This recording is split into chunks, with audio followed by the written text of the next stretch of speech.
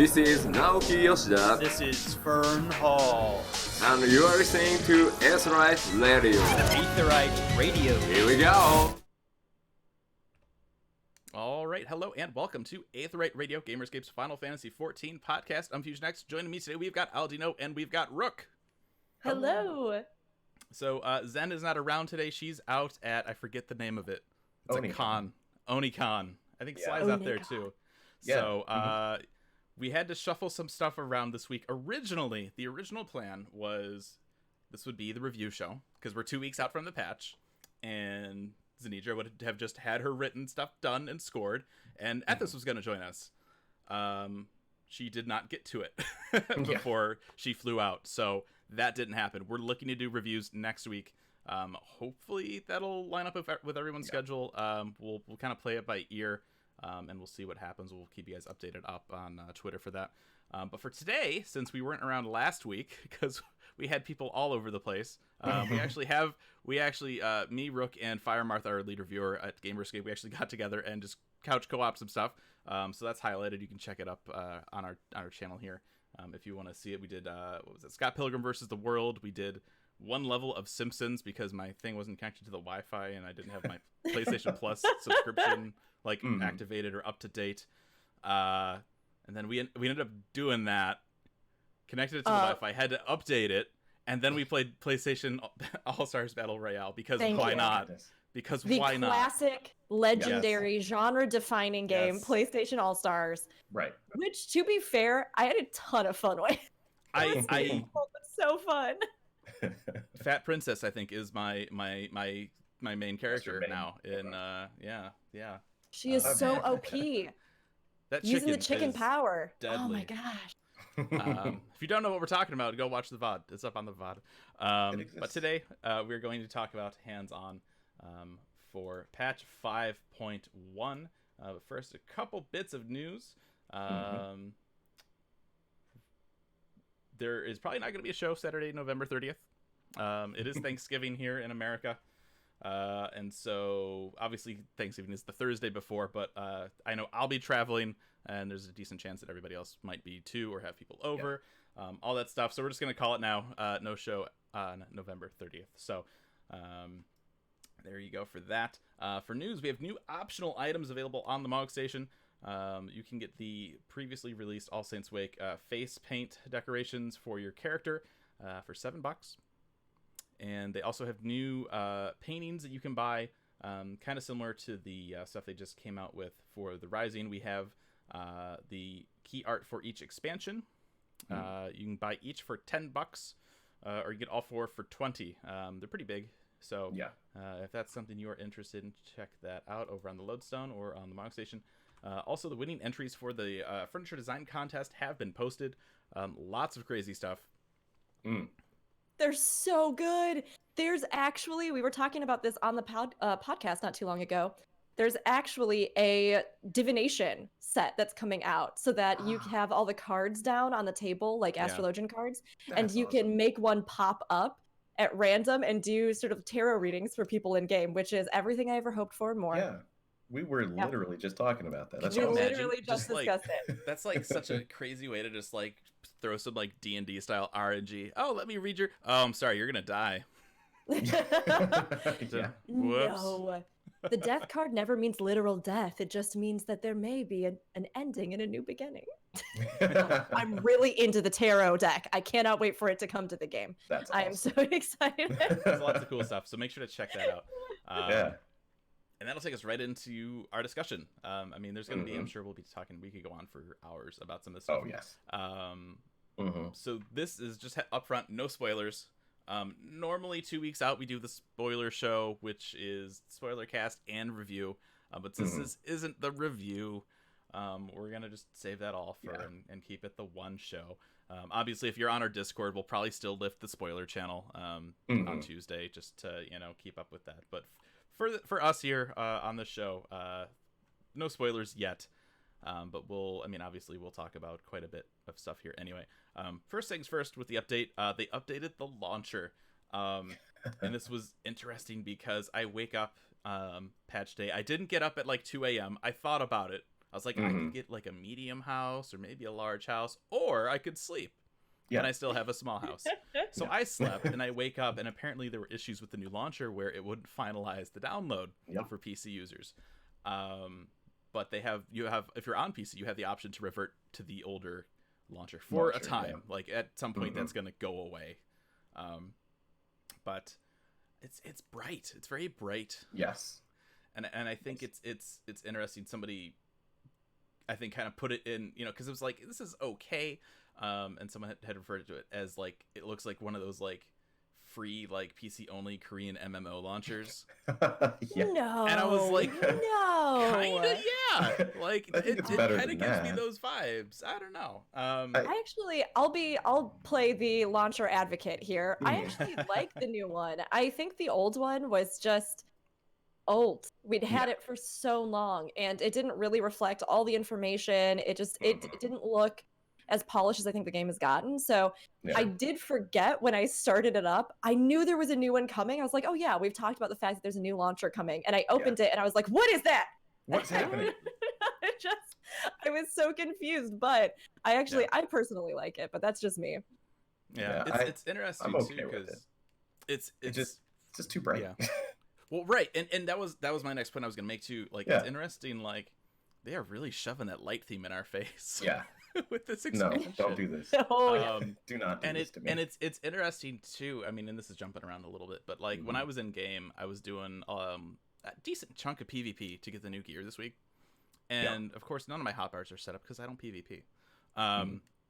But I go in there and I like bring up the window for my PvP profile, and those had always been light theme after they redid them. Oh. So it's like, if I have dark theme enabled, shouldn't that then be represented in the PvP screen? If I have light theme turned on, are the PvP screens still light themed, or are they then dark themed to be like swap? Like, what? Like, how does that work? That's weird. That's really all weird. of a sudden it's the flood of light. Yeah.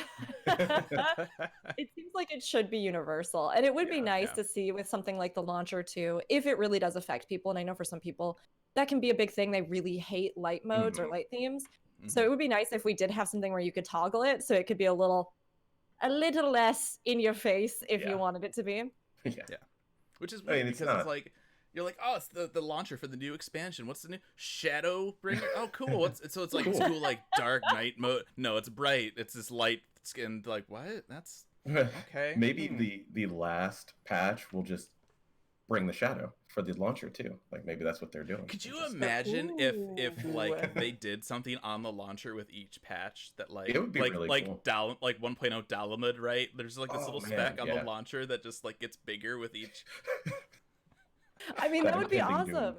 I wouldn't be surprised if we do see it. I mean, they may have been reformatting it to do something kind of like that, right? So for the next X pack, we'll get a different theme and it'll kind of reflect there, which would be really nice. I think this one definitely reflects some of the flood of light elements that you brought up.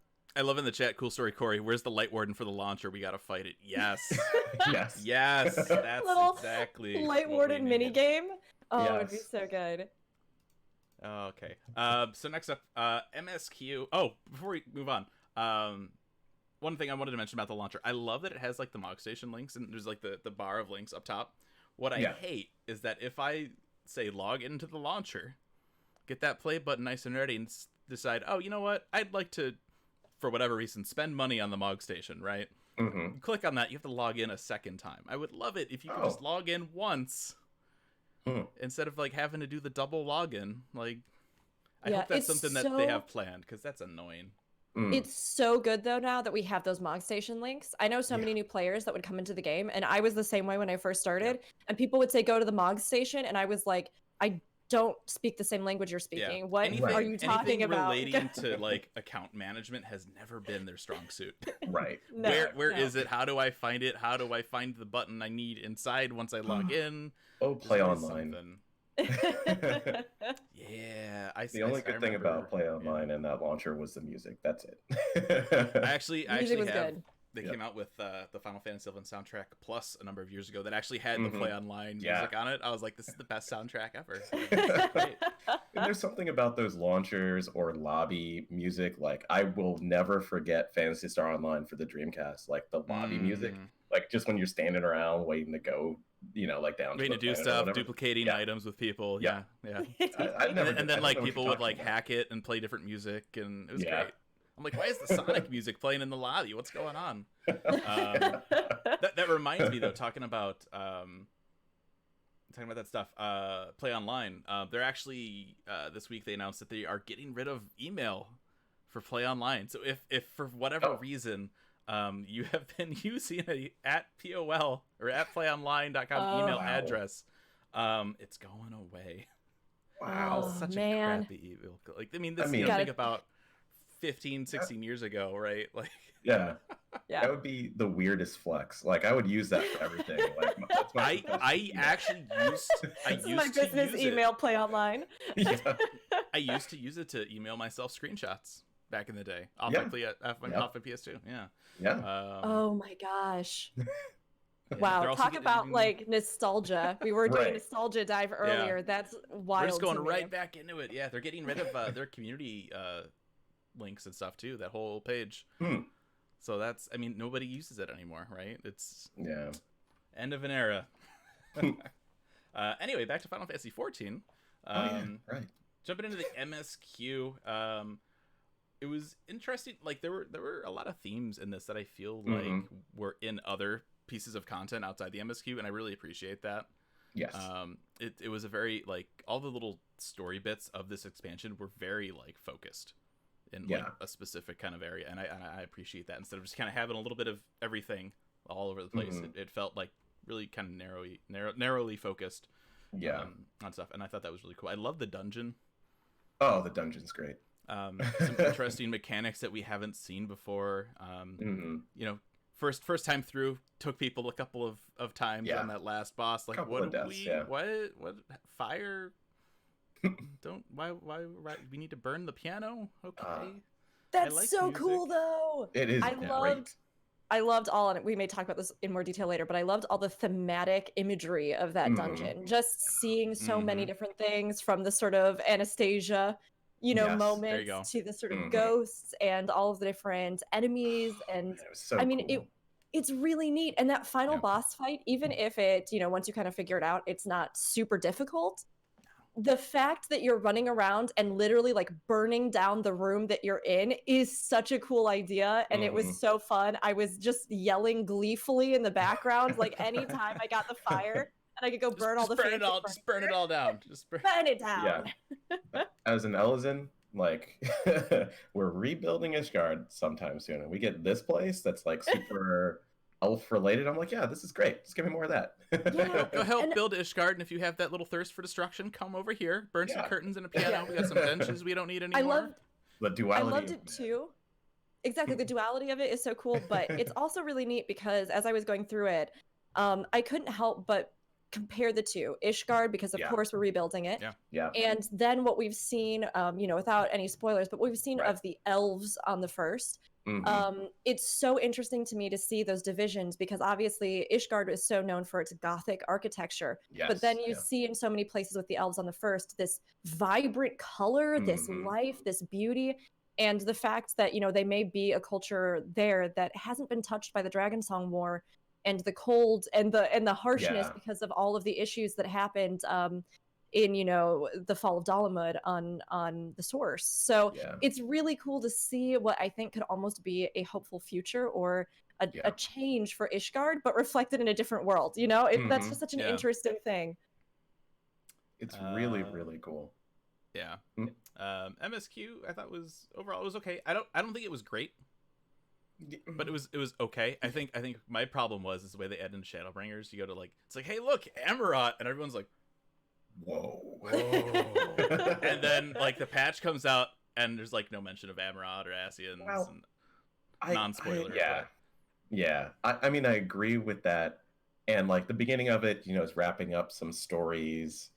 but the end of it for me was like, holy crap! Like, what is Well, I happening? mean, This is so also yes. I mean, look who you're talking to, right?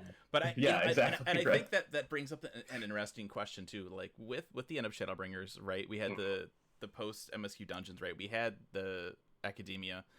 Yeah. Is there really a reason to go back to Amarot at all? Oh yeah. Oh yes. Oh my gosh. Are you joking? Lore nerd in the house. Yeah, Well, 100%. I mean, the sheer amount of information that could be taken from there. Of Yeah. course, as we're being a little bit vague today before our actual spoiler cast Yeah. with our review, we can't say too much, but I think that we have like an unprecedented opportunity there. Now, whether or not the story will really take us back, who knows? Yeah. I mean, at this point, I think they needed, with this first big story patch that we got, to really just do some house cleaning, right? You've got yeah. all of these loose ends with the fact of all the things that have been resolved in Shadowbringers. And we need to know just generally how things are going to function moving forward, because I think it's important to wrap those up before we move on to the next big thing, you know? Yeah. Sure. So, of course, there were definitely some more mundane tasks that we sort of had to sort through with this patch, but I think it was necessary, and it was good to see that what we had done is making way for more of the mundane to return and people to live, which is important, you know? Yeah. And I think too, the other really big note, I mean, you look at other endgame areas, right? You look at like the locks, like it was just kind of there. Like Alamigo was like such a big disappointment for that expansion. But then you go back to Heavensward and you had the floating continent, you had Az's Law, and that was really cool. And we actually did go back for the Warring Triad, and we don't know what the 5.x like trial series is yet. Give me the Guardian forces. Yeah, I was just thinking, right? That gives us an excuse to go back to Amarot, right? Fight. Who would pick a what other Guardian forces would you want to go up against? We already had Quetzalcoatl. Yeah. Oh my god, I mean, there's so Brothers would be many. funny. Yeah, Brothers would be fun. Brothers would be good. Brothers would be great.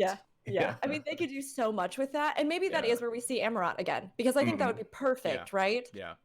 Something with like the residual magic there would be really cool. That we kind of did have brothers though in was that Pagos?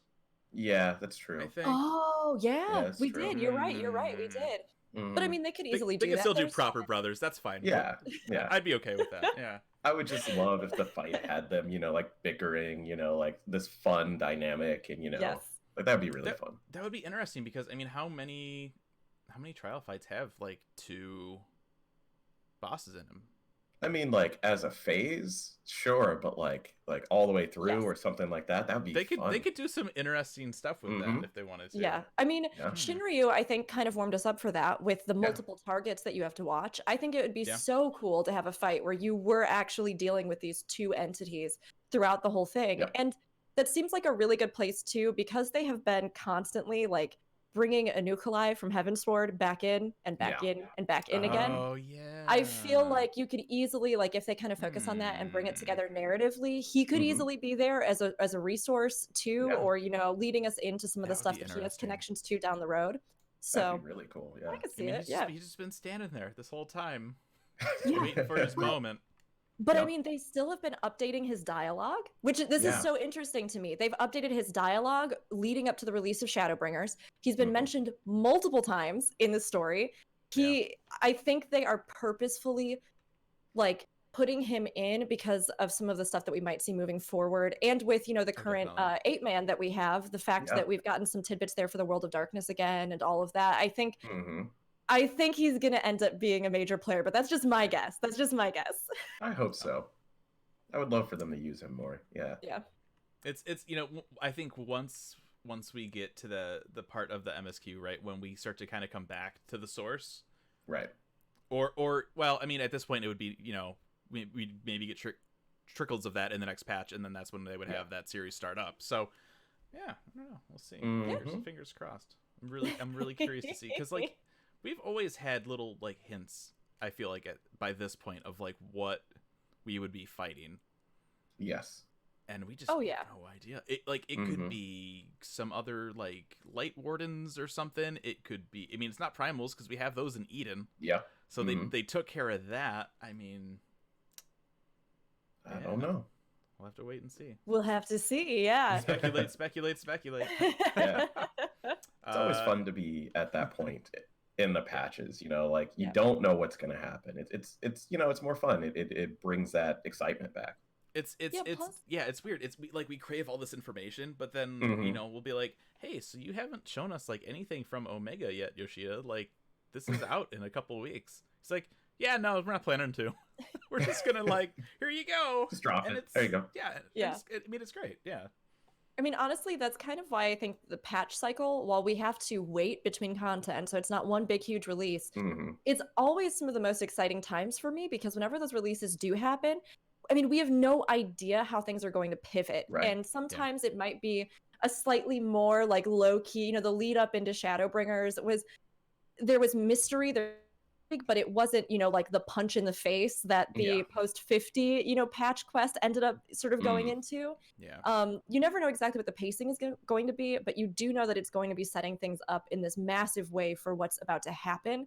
And sometimes we have huge reveals, just crazy stuff or big things that happen that we don't really expect, which is cool. Right. Yeah. I mean, another thing that we have no idea about yet either is the 5.x relic weapon. Like, Right. Where is what's it? that? Is What there are we like gonna a do? new Eureka style thing? Like, what are we doing? We have no I idea. don't know. Yeah. We have no idea. They just come out and it's like, hey, remember Blitzball? Here it is. Also, Yeah. relic weapons. I just- Blitzball. When I think of relic weapons, I'm like, yeah, a book. But you know what? Well, we can talk about it a little bit more at some point if we're going to talk about like new gear and stuff. But like, Yeah. they're finally making good books. I'm happy. Yeah. Finally. Yeah. Yeah. But, I mean, finally we have got no my idea. Eden one because it wouldn't drop. I think that Eureka was a big testing ground for them, and Yeah. seeing Yes. a lot of what's happened, we've been talking here about the main story and the possibilities, and then tying that into, how the content will continue to evolve. I think they have so many possibilities that are really genuinely good coming out of Eureka. Things like Mhm. Baldesion, I mean, that was such a success. The biggest thing that I think held it back was just the time slog of getting through Eureka and people not totally knowing how to deal with that and go through it, and then some of the fine tuning in those levels. Mhm. But I mean, if we got something that I think builds on that information from Eureka and then ties into some of the amazing lore and information that we already have with the main story and the side quests and all the stuff, I think we could see a really fun relic. I'm hoping. I'm like, yes, give us some more cool content, build on Yes. that. Let's see. All right, next up, the 24-man Nier raid, the Yes. copied factory. Mhm. What did you guys think of this? I cried. Mm-hmm. I cried. I Cried? cried. I cried because that music, Okay. Okay. Yes. it stripped me of all that I knew of music. And when I got to that, oh man, that last moment with the Yeah. like musical hits, that last fight, I mean, the music in 14 has always been stunning, Mhm. but there was something about that collaboration of these two really distinctive styles. And then you get to that last fight, and even if you have no idea anything about Nier, you're just sitting there and you're like cranking the volume up as loud as it'll go. And I was on stream and I just cried and cried. Like, it was just crazy. And I've seen other people having that same reaction because Mhm. I think this was such a good collaboration, even if it wasn't the hardest 24-man that we've gotten. Sure. Oh, Yeah, it just well. felt like it came together so well and offered something really new and fun with the meeting of minds, for me personally.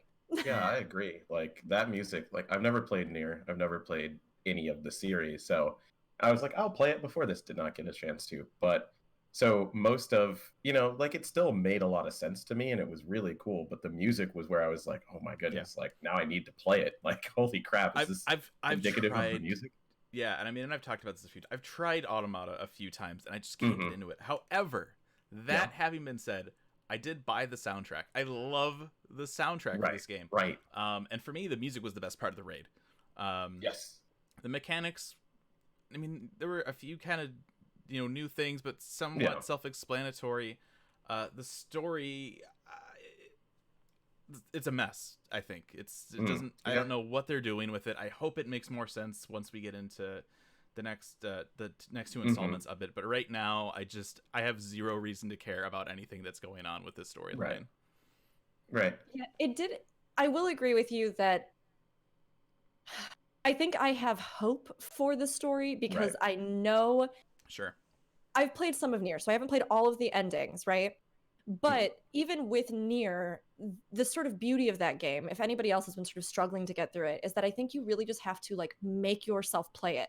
And if things about it don't necessarily click with you at first, you just need to give it time, because it's kind of a rare game in the sense that I don't really think you know the full game unless you've done those runs. And not every person is going to know to expect that or have the tenacity to hang in there. Right. But the more you play through that game, the more you start to realize, Automata in particular here, it's crazy. You get into the second run and you're like, what? You get into the third run and you're like, who now? Like, it's just crazy because the story unfolds in these layers in this way that you don't expect. So I feel like we're going to get that here with this raid. But I do agree that just from like coming into it, it felt very scattered. I was like, sure. Yeah. Okay, we got the lot. Okay, we got the lot. Yeah, we can't go into. Yeah. But then we got, and then this character. But then we know that there are Talos here, so there are golems, but the robots, and maybe it's but it's hard to kind of put it all together right now. Also, we can't go into the houses up on that upper level of Kalusia, but we can go through their doors to get into their mining area. I didn't think about that. That was like my first thing. It's like you get in there and it's like, all right, let's go through. I'm like, that door is too small. Oh, we're just gonna go in. Okay, we'll see how it's gonna be. But yeah, I mean, like geographically too, it bugs me so much. I mean, when you consider where this is, there's just like this huge open area, just like right over here. Right there. Like, what? We would have seen it. We would have seen it. This? Where did this come from? Why is this here? Yeah. It seems so weird. And yeah. There's a ton of possibilities, I think, that they could use to explain a lot of it. One of the things that I did really love is that for the first time, and again, without any story spoilers here, for the first time after a 24-man, we got to go back into the 24-man. Right. That was and cool. that did like that. That was so cool, because in the past with the 12 settings, for example, when or 12/tactics collab that we got in Stormblood, I blew through a lot of those landscapes, and I knew a lot of them because I'd played 12, I'd played, some of the settings. But the fact that I really didn't get to go in and kind of explore them was such a bummer. If you wanted to G-pose, you're like running around afterwards, like trying to get teleported into the areas once they put that in, because you're just trying to get pictures, and there's so much beauty and lore there that I think they could have explored. So it was so neat to go back afterwards in the quest and explore some things, and then even have some little bonus areas that they open up to you as you explore through the wing to kind of give you more. Now, I'm hoping that we can actually kind of have that mode mean something. That's what I think is going to be key for me. Like, if we can get some extra information that then we can read and go through, or we can do some collections. I'm wondering if they're going to do something about the weapons with that, or like if you find all the pieces. It's interesting because so we have that part, and it's you can collect these. It's like going through a dungeon that has like going through like the twinning, right? You have those little the logs and stuff. It's kind of like that. Except like these don't give me any information really. They're just kind of there. I feel like. But what I did like is not the gear overall. I felt like it's nice that like, okay, yes, it's near gear. Yes, it looks very close to what the characters have. Yeah. But a lot of it is very samey to me, almost to the point where I would maybe decide to like maybe call it lazy. Like, it's just, it feels very similar, like too similar to each other. Something that's important. Yeah. Oh, sorry, I didn't mean to interrupt. Go ahead. Something that's important to note about the gear design is that part of why it probably looks samey to you is because people are theorizing, and I wouldn't be surprised if they do this, that they're going to be basing each set of gear off of a specific type of combat android. So this set of gear was based off of a specific aesthetic for one of the types of combat androids.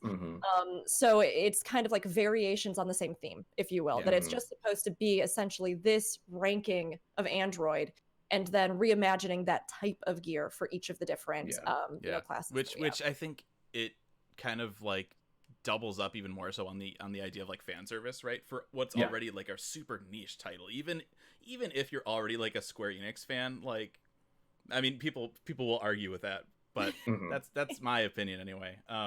But I also really appreciated that they had that extra chest at the end too, that just gives you the straight up, here's the 2B glamour, male, female, you can use it. Everybody. And that specifically makes me hopeful that in either the second raid or the third raid we'll still get one of those, but with weapons. That would be cool. If they're willing to kind of break that mold on raid drops. I still do wish they would have done tokens or something. My first 2 runs I went through, I didn't see a single piece drop for anything that I had leveled. So that's still very much an issue. And after seeing the way that they made those awesome adjustments to drops in Eden, I was like, really? I'm like, they're gonna nail this. This will be great. I won't have to do 3 runs that are hours long, and we're always wiping on the 3rd boss. They didn't do that. Something too, and again, this probably, it could just be me nitpicking. I felt like some of the textures in the raid, like on the actual terrain and stuff, they felt like cheaper, like muddy, lowered. Like the area specifically when you get to that 3rd boss, when it's like all white and stuff. Sure. When you get to, was it Engels, I think? It's just if you just turn your camera a certain way and just look at some of like the textures of like the rusted stuff, they just do not look good to me. Interesting. Like at all. Wow. I honestly hadn't noticed. I hadn't noticed that at all in my run throughs. And again, that could just be me nitpicking, because overall I'm kind of meh on this thing. I mean, I look, I have been since day one, right? But I love the music. I love the music. I appreciate that they're doing stuff a little bit differently. They have the glamour drops. They're going full fan service, right? For the people that want it, and that's fine.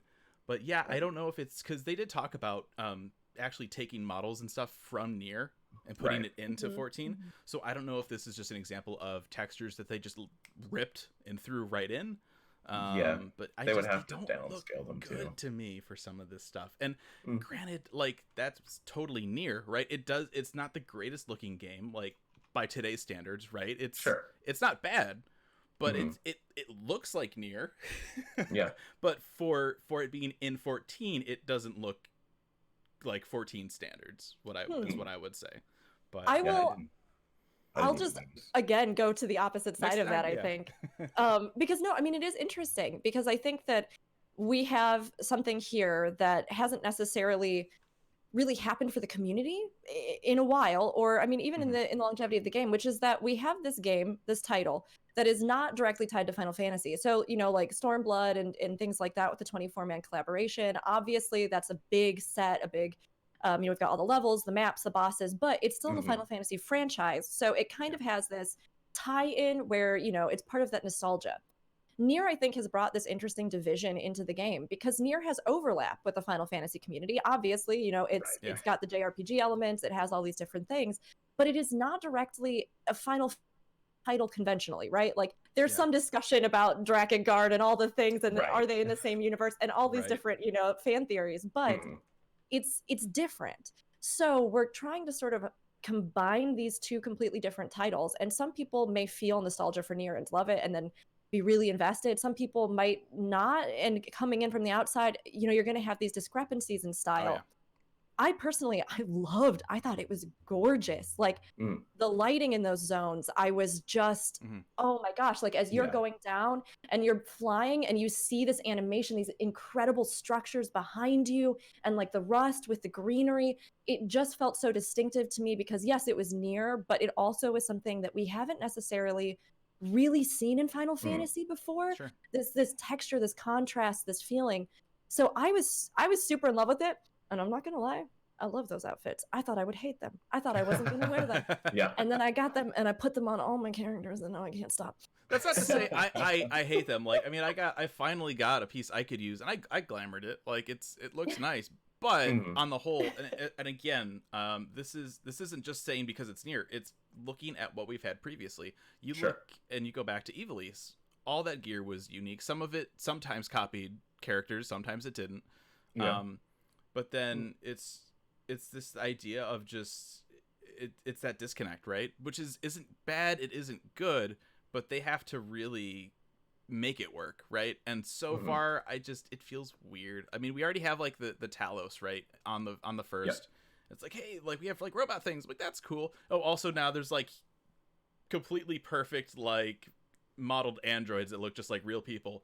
Where did those come from? Oh, they've been in the mountains. Sure. I'm curious for both of you.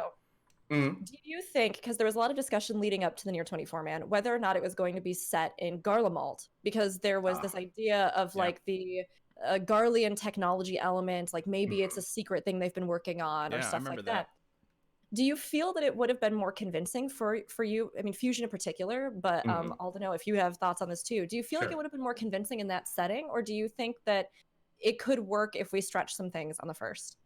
I think it works better on the first, in the sense of, yeah, it's this other planet. It's not really our main focus, right? Like, this is just on this other planet. Yeah, we're visiting right now, but when we go back to the source, we don't have to deal with it. Like, that's my kind of thought. Like, if that was actual Garlemald, I would have issues. Like, I already have enough issues with the one model from 13 that they used, right? Like, it just doesn't match anything else, and it's super strange because of it. And we know why they used it, but it's still really weird. Yeah, I think also it works better on the first for me. Like, I'm ambivalent. I'm just like, you know what? It's cool. It is pretty to me. I did it twice, I think, so I didn't really get super into it. I wasn't really after any of the gear. Like, I'm okay with the aesthetic, but as far as where to place it, I think the first is the best idea, really, because it's so unexplored, and it makes sense that people wouldn't have found it, because they're like, you know what, we've got a whole bunch going on right now. Let's not go explore for and especially what's left there. in Kalusia, right? Because I mean, you have hashtag Gilmore life over there, just chilling and doing whatever they want and not going anywhere. No. and then you just have the people in the villages that are just like, I wish I was hashtag Gilmore life, and just kind of just doing whatever they can to survive. And then you got the dwarves just up top, just kind of chilling, just lollyhoing and doing their thing. Yeah. And I mean, yeah, they mine, but it's it's just kind of up there, and it's, I mean, obviously, like, timing wise, yeah, of course we're gonna be there when they like discover it, right? But it seems weird that it's just kind of there, and especially like with the scale of it, like nobody didn't like, they have airships and stuff, like they would have like, especially like Vothri, that's part of the MSQ for 5.0. Like, he's like, I'm gonna send some like super weird like election type blimps over to Lakeland and be like, hey everybody, vote Vothri. Like, they would have gone right over that. Right over the copied factory. No one was like, hey, we should go check that out. I don't know. My thought initially was that it had something to do with fill in the name for me because my brain is completely blanking. Is it the Stoneworks, the group there that was creating the Talos, right? So we know that, yes, we know that, like, I thought originally it was one of their production sites. Right. But I'm not so sure now, because there is a big question that's raised from that, and the fact that obviously something has happened to trigger what would have been a dormant state, or maybe production started of its own accord somehow, or something has occurred. And I think there's so many threads that are possibilities. I see here in chat there's talk about maybe it was tied to Amarat. They talked about making automatons, and we know that there are remnants. I think if it had any ties to Yulmore, we would see a lot of vending machines in Yulmore.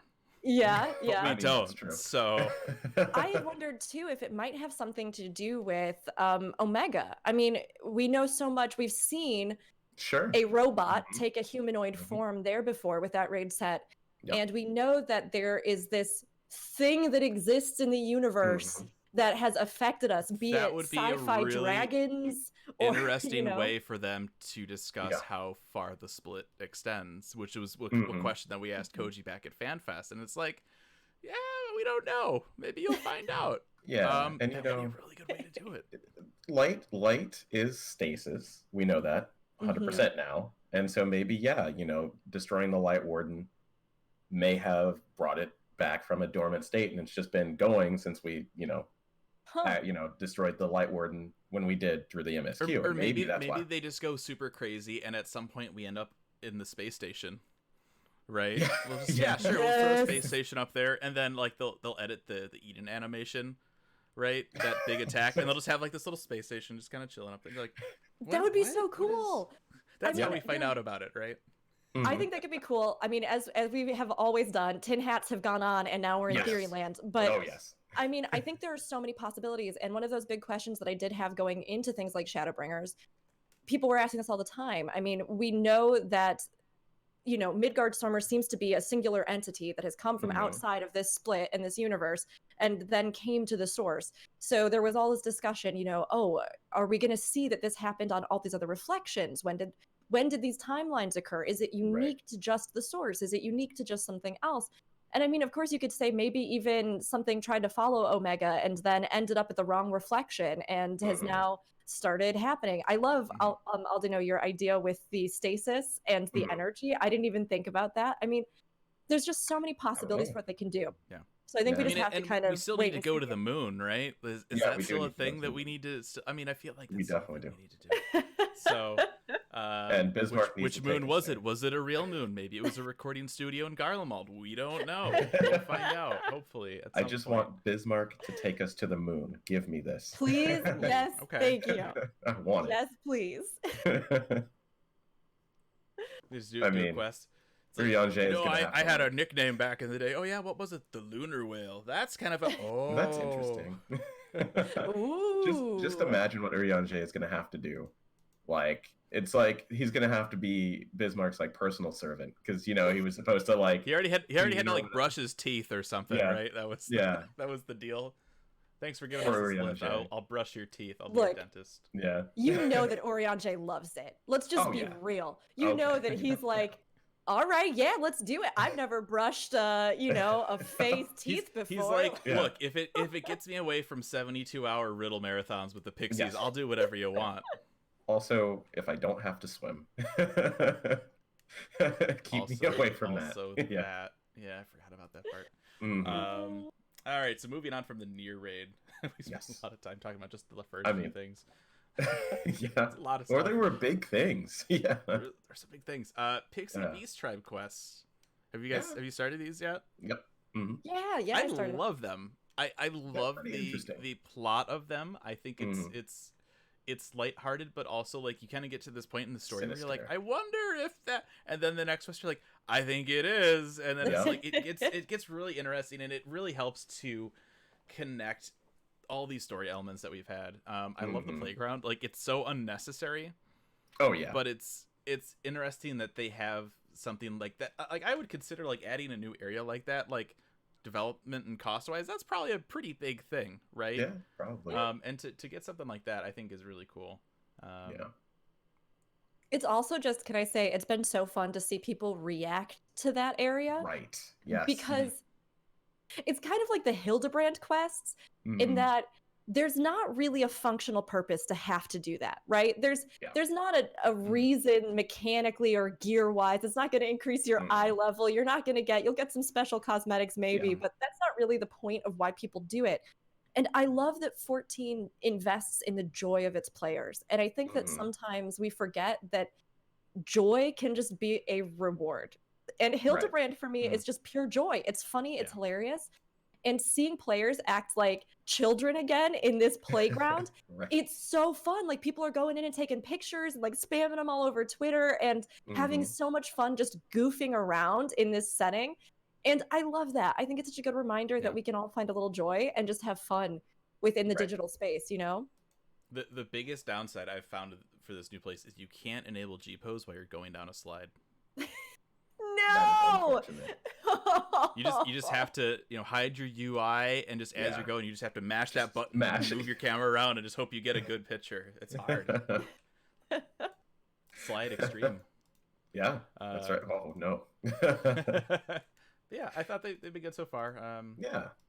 I mean, they're a nice series of Did either of you feel as though they went too fast for you?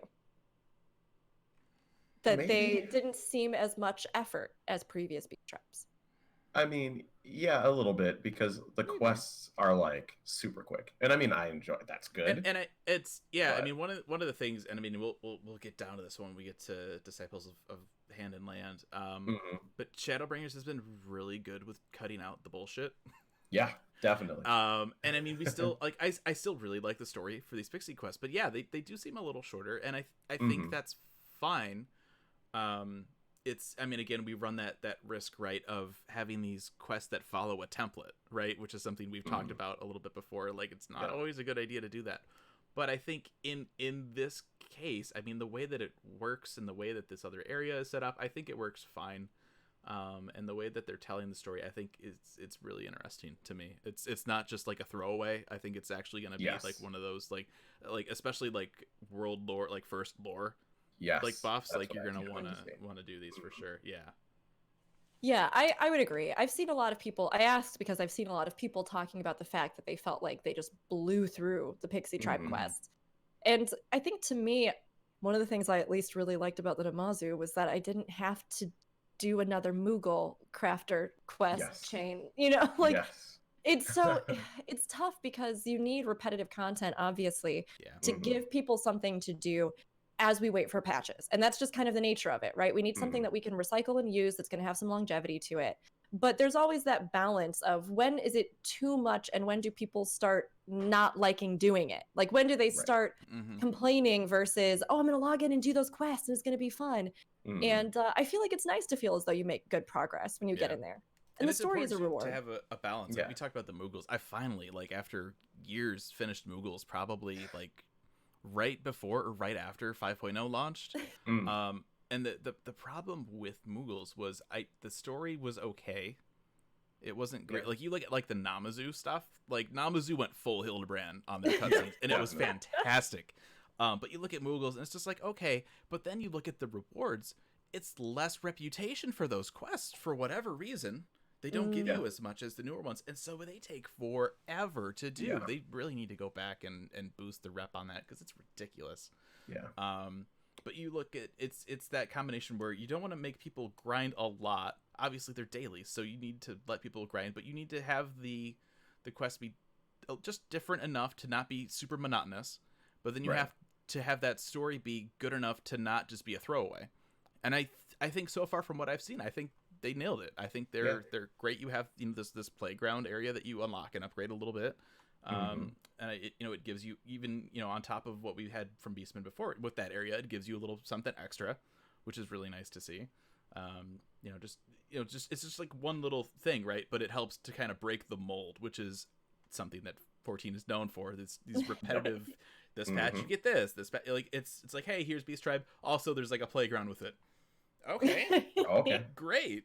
Here's a raid. Also, there's like a glamour chest at the end. Oh, cool. Like it's just these little tiny things that I think are making it's Shadowbringers making me so think much better. that the next Beast Tribe quest will be the Numu, and it'll be a dog agility course, and you'll have to take your Numu, and you're gonna have them jump over hurdles, go through the tube. Yeah, Would good. they do the Numo though? Because they're both. Yeah, I know.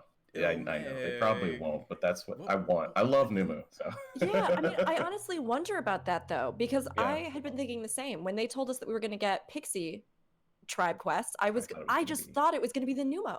That's what I thought it was. And I was even up to the release still being like, and then I'm going to go do my Numo quests. And then somebody said, Rook, you know that it's the Pixies, right? And I was like, yeah, like the Numo. And they were like, no, Rook. It's interesting because people are like, well, yeah, maybe the Pixies. There's also the birds, and then the Numo, but they're all in Ilme. Yeah, they're all there. Which makes me think that's our semi-return to Amarot, right? We'll go and we'll have Beast Tribes down there. Oh, Yeah, I'm sure we'll have the Ondo. For sure.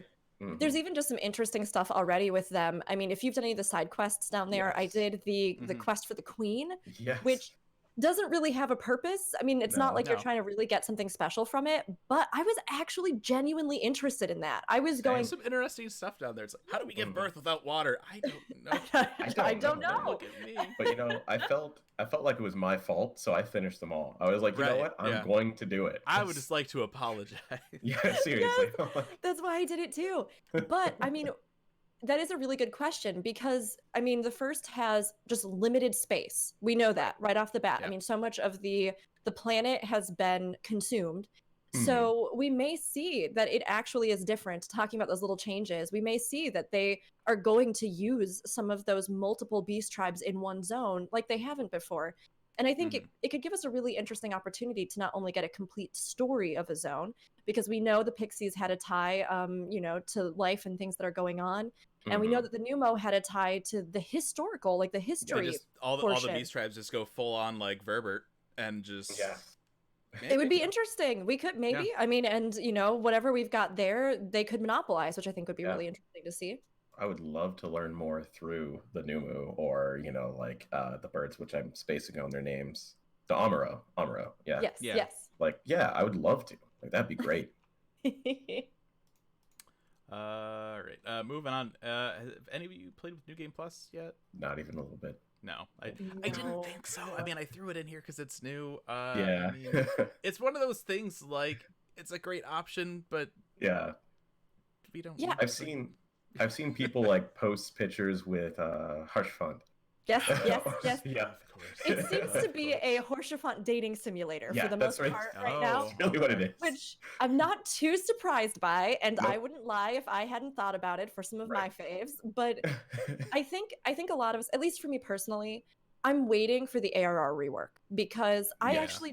I genuinely do want to go back through and play it all. Like Same. Yeah. You gotta Shadowbringers do it made from the me want beginning. to. Yes, but I Yeah. want to do it from the beginning, and I want to actually have that experience of playing all of it together Yeah. because I think we've seen now that the team, the Final Fantasy XIV writing team, has an incredible skill for making all of those characters, all those little things count. And Mhm. the fact that I never ever expected in a major MMO to have an 8-man option, or sorry, 24-man optional raid content tie so heavily into something that gets released years down the road.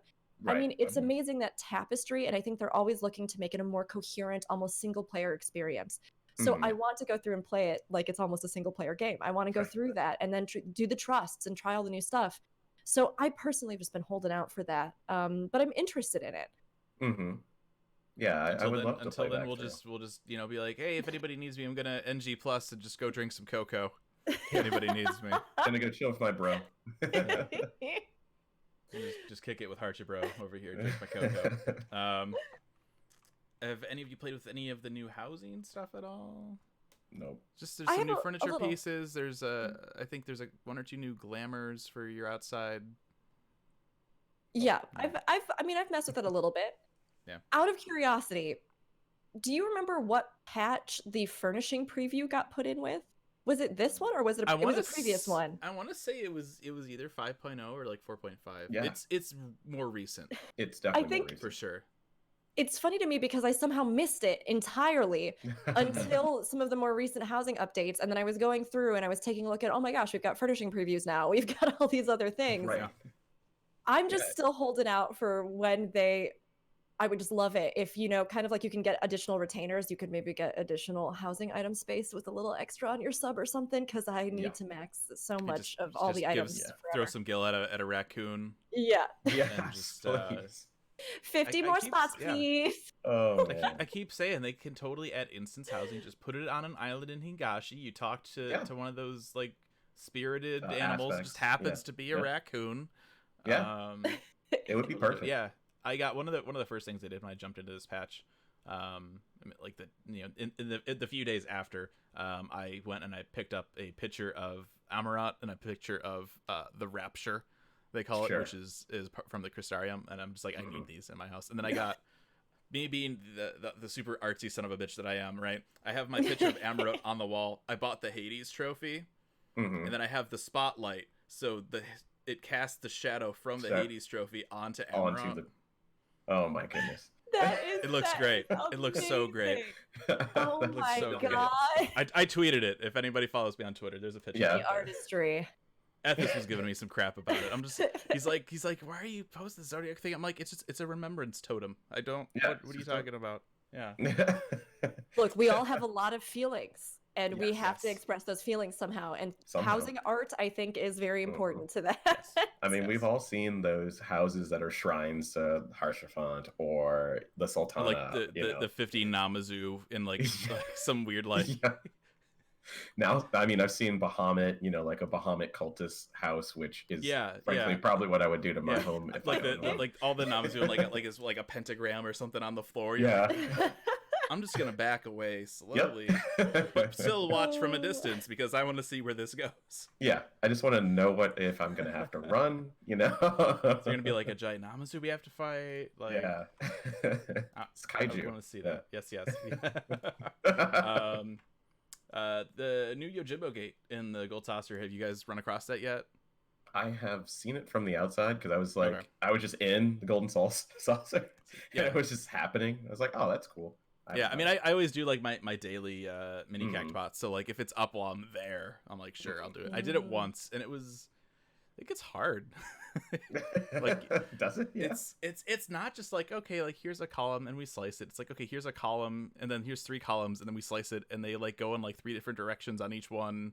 Oh, and yeah, it's crazy. I mean, I think I got one of the bonus MGP pickups, and then like the next section I got like knocked out. See, But it's interesting. I like when they do things like that brings mechanics from raiding into like just fun stuff.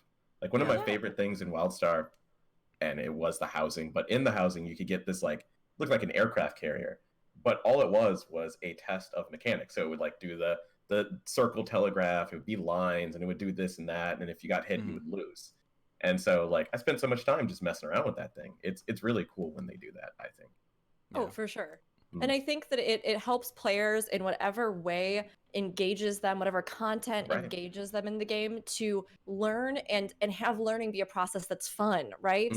I mean, there's so much discussion about people just not trying hard enough to learn mechanics, or you know, games just not hand-holding or hand-holding too much, or all these different things. But I think that the real way, the best way to teach people mechanics is to integrate it naturally into a variety of different things in the game that people might enjoy, and then they can learn those and use them elsewhere. I guess here's the question though: is it in relating to Yojimbo and this new gate? I mean, obviously, like we know what mechanic this is emulating. Sure, it's like it's old. It's like really old. Like probably everybody's done the actual fight of course, by this point, right? So like, does it even matter at that point when it's, you know, like a year and a half old? Probably not, but it's just engaging, you know? Yeah. Plus, we never know when they're going to bring mechanics back, right? I mean, even just, and we'll get to this when we get to the discussion, but Hades X is essentially just a conglomeration of a million other mechanics that are already in the game. And it's funny because I was talking to my static about it, and we were going, you know, for us, this was, and we'll say just for us, it was easy. But we can't necessarily say that for all players it was, because depending on when they, you know, come into the game, that may be their very first time ever seeing flamethrowers, ever seeing all these different mechanics. So they have to work out fresh those strategies. And 14 builds a language that I think is really good for sort of communicating that. It's funny because when the day of release, 24-man, I had a whole bunch of people hanging out on Twitch that were not Final Fantasy players.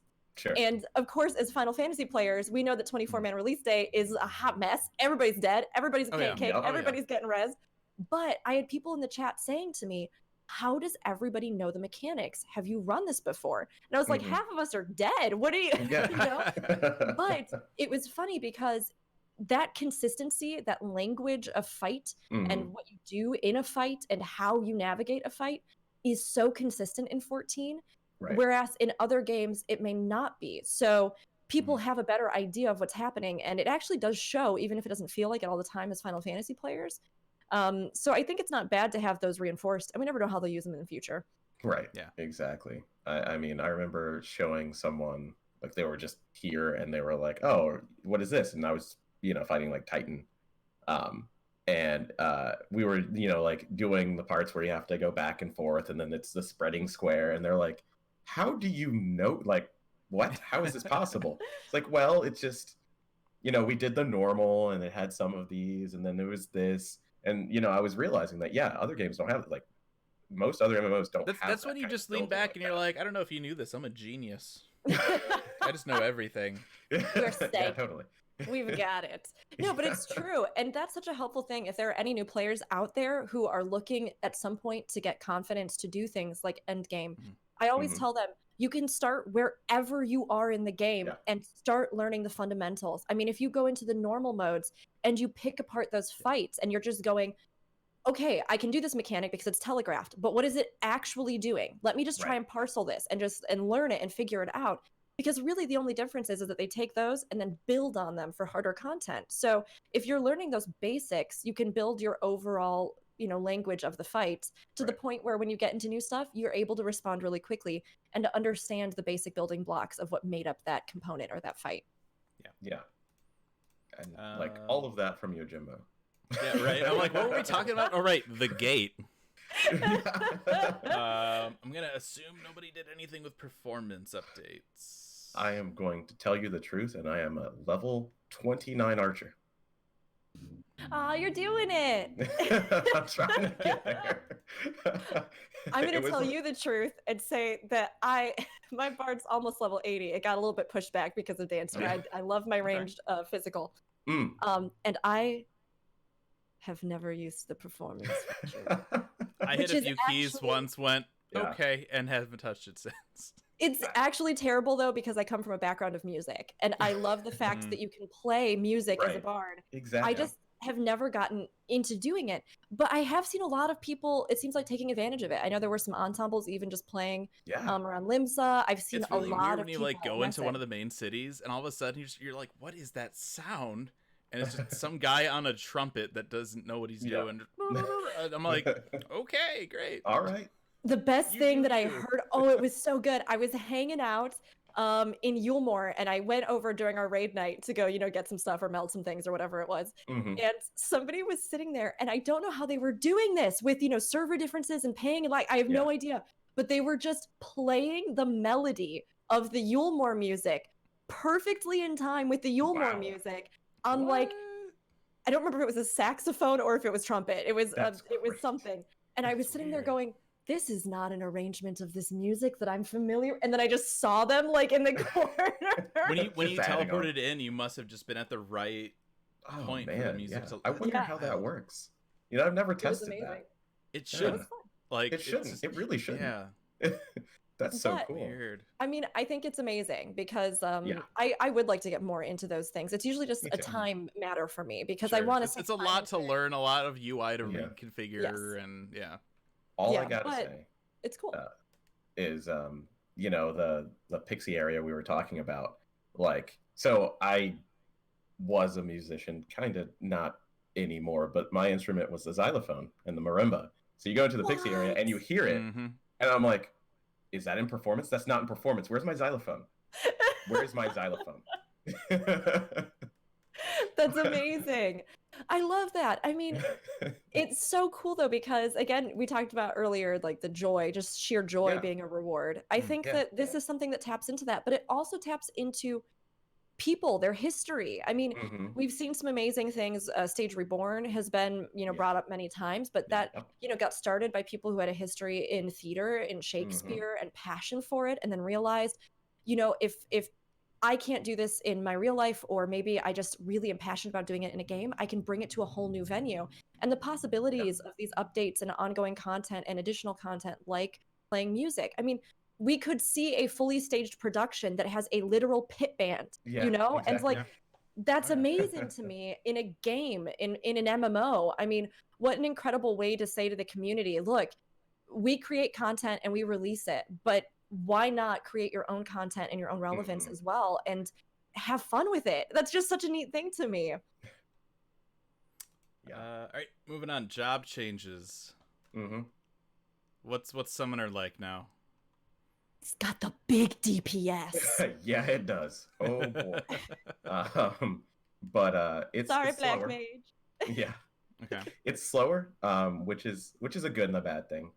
I typically like that's why I was still playing it anyway. The effort to reward is, I mean, you can see the numbers are good. But that really wasn't why summoners wanted it changed. I mean, it was a little bit, kind of sucks when you're, playing, speaking of music, playing a symphony on your keyboard and you get nothing out of it. That sucks. But the damage, I'm not going to say it out loud. So don't tell Essie I said this. It might be a little too much, maybe just a little bit. Just a little bit. Just because of, and not even raising. Raising is a utility that is useless when you don't need to raise. So I don't really like that people are penalized for being able to raise. But the AoE trick attack, which is now exactly Ninja's trick attack, just about exactly, other than it affects your friends instead of the enemy. That's a little too much now. Maybe, I don't know. We'll see. We'll see in the next tier. We'll see in the ultimate. We'll really see there. But summoners don't really have to stand still to cast anymore. With moving the Eggy assaults to the GCD, anytime you have to move, you're just I'll just hit one of those. That's right. Oh, and now I can ruin 4. Right. I'll just hit another one of those. Cool. Why am I standing still? Like I just go do anything I want to do, which is interesting. I mean, there's still turret times, but overall, I really enjoy it. I mean, it still has some of the same problems, but the biggest change really is that when you summon one of the demi-summons, Fusionx or Bahamut, they're not, as we used to call it, they're not sleepy anymore. Like, they can do something immediately. They can react to you immediately, which is great. I love that because it made everything a little bit more clunky. And you still kind of have to do it with Fusionx a little bit. That's fine. You know, you just hatch out of an egg. That's okay. I get it. But, like, overall, your loading animation here. Yeah, it's a much better feeling job. And I actually, you know, because we're talking about job changes, totally, like, I played Ninja too, just to see how it felt. And it's similar, like, moving the act of casting a ninjutsu to GCD and things like that, slow it down, but it still feels really fun, you know? Like, it's not too slow for me. Now, I know some ninjas are like, I hate it, you know, but not so bad, I don't think. But I'm not a ninja main, so, you know. Yeah. I mean, it's you know, I think with what I play, like, we got Blood of the Dragon got reduced by 5 seconds, and just some random potency buffs. Like, it's okay, like, it's great. I've been hearing a lot of people like the samurai changes. They say that using Shoha between your two like Iai Jitsu moves or whatever, like, they say it feels really good. I haven't gotten to that yet. I've actually been leveling my samurai a little bit this week. To get up to the point where I can check it out. But yeah, Sam's potencies. Oh yeah, Sam's potencies have definitely gone up. I was just gonna say, from an astrologian perspective, we've seen a drastic difference. I mean, it's crazy to me. I mean, not only just the potencies, there still seems to be some struggling with, you know, mana, especially with lots of reses or things like that. But I mean, even just watching, so although I raid on White Mage, I play a lot of Ast, and I co-heal with an astrologian. And her numbers, like, from the week before and the week after, have just, like, it's just crazy. I mean, there's a huge leap there. And I think that's been really satisfying for a lot of players who, like you were saying, put the effort in to, like, you know, get these big rotations and try to do all the button pressing and do all the stuff and play a symphony, and then, you know, hope to get some kind of return. Whereas I was over there on White Mage, like, I hit 1, I put my dot on. I did a lily, and then it was like 6,000 PS. You know? Like, it's just like, I think it's good to see that, you know, we're getting a little bit more of that. But I would agree that Summoner might be a little, just a little bit. And I mean, it may be compounded. I don't like to say, you know, like, we don't talk about numbers and blah blah blah. I don't like to say it. However, like, before, I was just de-incentivized. I just didn't want to do it. Afterwards, I'm like, I really need to learn it again. And, you know, I go to the site that you go to see these numbers, and I look, and I'm like, hey, look at that. That's a 99. Yeah, that's right. That's good. Yep, that's me. I'm back to, I was that way before. I was not in this expansion so far. Like, that's nice. I like that. Like, and, you know, that's only of the same class, you know, like, that's not in relation to anyone else. And I think it's going to bring, at least to Summoner and to Ninja, a lot of players back who really enjoyed it, who really excelled at it, who want to try again. And that's really going to be great. Like, that's the best part of these job and you always get that with, like, the 0.1 patches, right? I mean, it's like it's like Dragoon and Stormblood. It was like 4.0. It was a train wreck, and then they patched a few things, and it was great. And I didn't feel bad about playing it anymore. You're always gonna get that with any expansion. There's gonna be changing and stuff like that. I just think it's funny this whole time leading up to 5.1. You're always like, Summoner's kind of, and then you get all these fixes, and you're like, I think they did too good of a job. Well, it's just, you're never satisfied. Well, that's the thing. I'm satisfied. I'm fine with the DPS staying that way. I'm just saying it might be just a little unfair. Maybe just a little bit. Not much. Honestly, not that much, but it's a little bit. Overall, we had some drastic changes with Shadowbringers. Yes. And it's been interesting to see how they've kind of panned out. But I feel like, and everybody's gonna have a different opinion on this, I feel like we are getting closer and closer to that. Just, it's never going to be perfect, but we are getting that margin down for that good balance. And it's something that's so hard, especially when they're adding in new classes and all these other things, and they're trying to revamp classes, and they're looking ahead at future content that we can't even anticipate. You know, what are we going to need? What can we use in a skill set for that? I think we're so close that those questions of fine tuning, whether you're a casual player, a hardcore player, anything like that. I mean, 14 is great because I think you really truly can say you can take anything into content. Now, of course, the metagame's always going to be a discussion, but this is a game where, I mean, I really don't think that you can say prohibitively this class is trash, and they have been so good about working on that versus other games that I play where the discrepancies are massive. I mean, like, it's just insane. It's just crazy. And it's wildly varying from patch to patch in some games like that. You'll be like, hey, I'm pretty good. Next patch, absolute worst tier. And those are always the jobs where it's like the games where your job is tied to your character and you can't change your jobs. So you're like, oh, I guess I'll just suck this patch. Great. And then these are the games that have 6+ month patch cycles or something, and it's just like, okay, all right. I agree that the overall balance is pretty close. Like, there are some like fundamental things that I disagree with, like the tax on utility.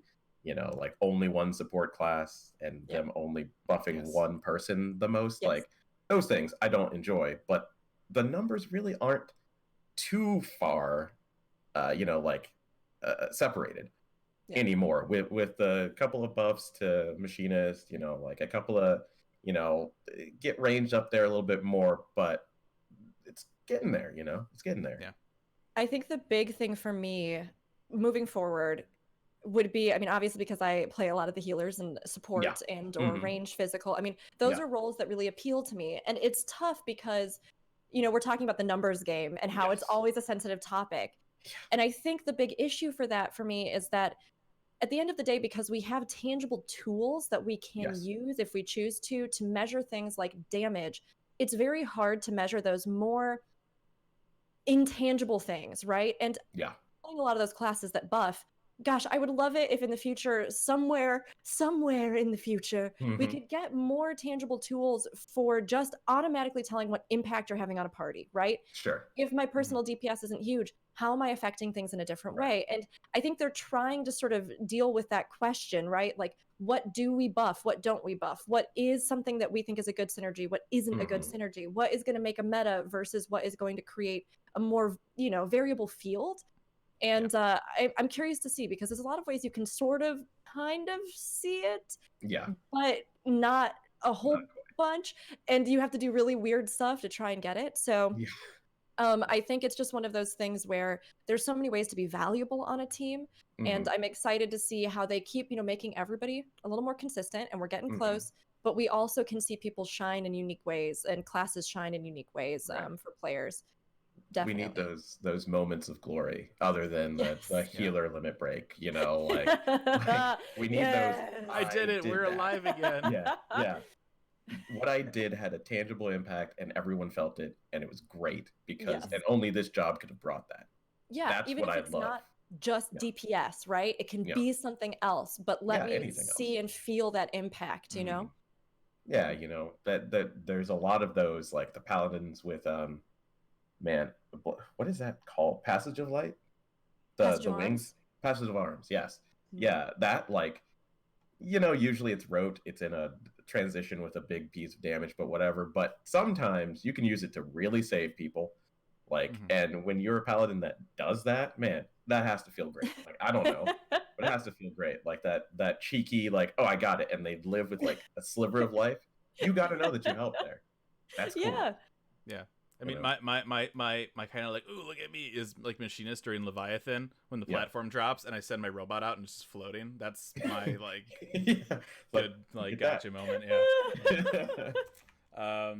Hades EX, and a rookie said you did a little bit of Hades. Yeah, we've been farming it. How was it? This is tough for me to. It's. I'm going to be totally honest, and as always, this is the preface I always give. I never want anybody to think this is the absolute, or that if you find something difficult, it's it's just you or anything. We all have different things that are difficult. For me personally, I was a little disappointed in Hades X, and I think a lot of that is because I have the luxury of having done, the last raid sets. And so coming from those, I mean, it was essentially just a mashup of the mechanics that we had already worked out for those fights. Everything from like flamethrower to, there's just so much stuff in there. And for a fight that to me is probably one of the most memorable moments in the entire series, like when I was playing through, and without any spoilers again, I mean, I was just, I was laughing, I was yelling, I cried, I yelled some more. I have never felt so in it with a party for a fight as I did for that final trial of Shadowbringers. And that moment when you look around at everybody and you're just like, oh my god, this is so much bigger than we thought. That was and like most epic thing, like the lead into it, and it's just like, oh my god. It's amazing. So for me, I think it's difficult because the fight had to live up to the story. And that's not always the case, right? Yeah. Like with X fights, sometimes it's the reverse where the story was okay, but that X component is what's going to make it memorable for you. Yeah, really good. Yeah. I just didn't feel like this one lived up to the moment for me. And maybe that's just me, but it, we cleared it in like one night. And it's been really simple since then. And that's the luxury of having a static. It's the luxury of having done previous raid tiers. If it's still something you're working on, But I felt like, oh man, what's that last phase gonna be? When is Shinryu gonna smash through the platform, and then we're gonna have to run across his back, and then we're gonna have to jump off, and then he's gonna hit us, and then we gotta get on the way. Like that's the moment where I was waiting for something else to happen, and I feel like the mechanics didn't totally back up the stakes. Okay. That's my take. Yeah, I feel like it's a very, very boring dance that is basically always the same. You don't have those moments, and I mean they're gonna be always the same. But it's like, move over here, move over there, move over here. Why? I don't care. Doesn't matter. Just don't get hit by the thing. Like the effects weren't, like impactful enough. That's where I definitely agree with you on that. Like I had like I think 30 minutes or an hour, and like we got into the final phase, and I'm like, what is happening? What? Because my static was doing it. I've been working a lot, so I wasn't there, and so they had a rep, and I come in, and I'm like, okay, I don't know anything about it because I've been working, and I've had to look it up, and I haven't had time to look it up, and so they're like, okay, just do this, this, and that, and I'm like, that's really it, really? Like. Okay, cool. And like the stuff that they didn't tell me, I'm like, oh, well, just don't do that, do this. Well, that's pretty easy. Yeah. Huh. So Plus, there's what? at least 2 major mechanics, and this was so disappointing to me, that you can just cheese. Yeah, you could just... I've heard about that, yeah. Like, I mean, to the point where, like, sometimes cheesing it, right? Like, you hear that tossed around in the community a lot. And sometimes cheesing it can mean that you just have a group of players that are so proficient, or they just have so many hours to dedicate. Yeah, skipping Soar is not cheesing Zerg. No, that's not right. Like, it's one of those things where people just say, just cheese it. But that can mean a lot of different things to people in the community, right? It could be that your skill is so, like, ridiculous that you're cheesing it. But in this fight, there are genuinely 2 major mechanics. 2 of the mechanics that seem at first to be the most interesting, that you sit there after a little while and you go, we could literally just stand here, and it literally does not matter. Like the weakness is going to fall off, the damage isn't going to kill us. It's and it just left me kind of wondering who in the design process didn't quite see that. I mean, not because I think, the fight is bad. I mean, it's still fun. We had a lot of fun doing it. I like the weapons. But I think there's kind of a fundamental problem where, if just anybody coming in can literally just say, oh, we can completely ignore this entire mechanic. Why do the mechanic, Right. Especially for like a day one thing. Like that's bad. Kind of, and maybe they'll adjust it. Maybe now that there was the Rock and I'm trying to Aetheryte, right? think. The Rock and Ifrit in 1.0, I hear all the time. Or was it an Ifrit? Like you could stand on the rock and not get hit by like the searing wind or something. I don't remember. I don't even remember.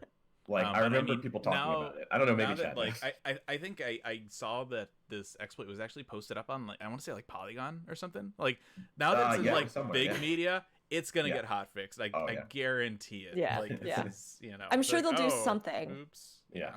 It's just unfortunate that we didn't quite get that at the beginning for such a memorable moment, And I mean, there's so Yeah. many reasons why. It could be that they have more plans down the road for that fight. I mean, we don't know. Like maybe we're going to see an ultimate of that, which would be incredible, right? Yeah. So Oh, maybe there's man. a reason that this X wasn't insane, but they kept saying that they kind of felt like it was on par with Shinryu X difficulty. Yeah. And I felt like just because there were so many mechanics that you've probably encountered at some Yeah. point, and there weren't very many like Yeah. building overlapping mechanics, right? So Yeah. like you do the thing with the go to the empty space and then you go to the reverse of that. But there's not there's not a phase where it's all combined in a way that really kind of puts your mind like working at it in a puzzle to execute. There's no hello world, there's no tsunami, you know, like there's no smoker, you know, there's none of those. And you know, like I don't know why, but okay. You know, we got that in the raid. Funny enough, I mean, the last boss of Copied Factory, they did that, and you're like, oh wait, now I need to. Oh, okay, we're doing both of these mechanics now. Great. Oh, this is different. Oh, it's more cycles this time. Great.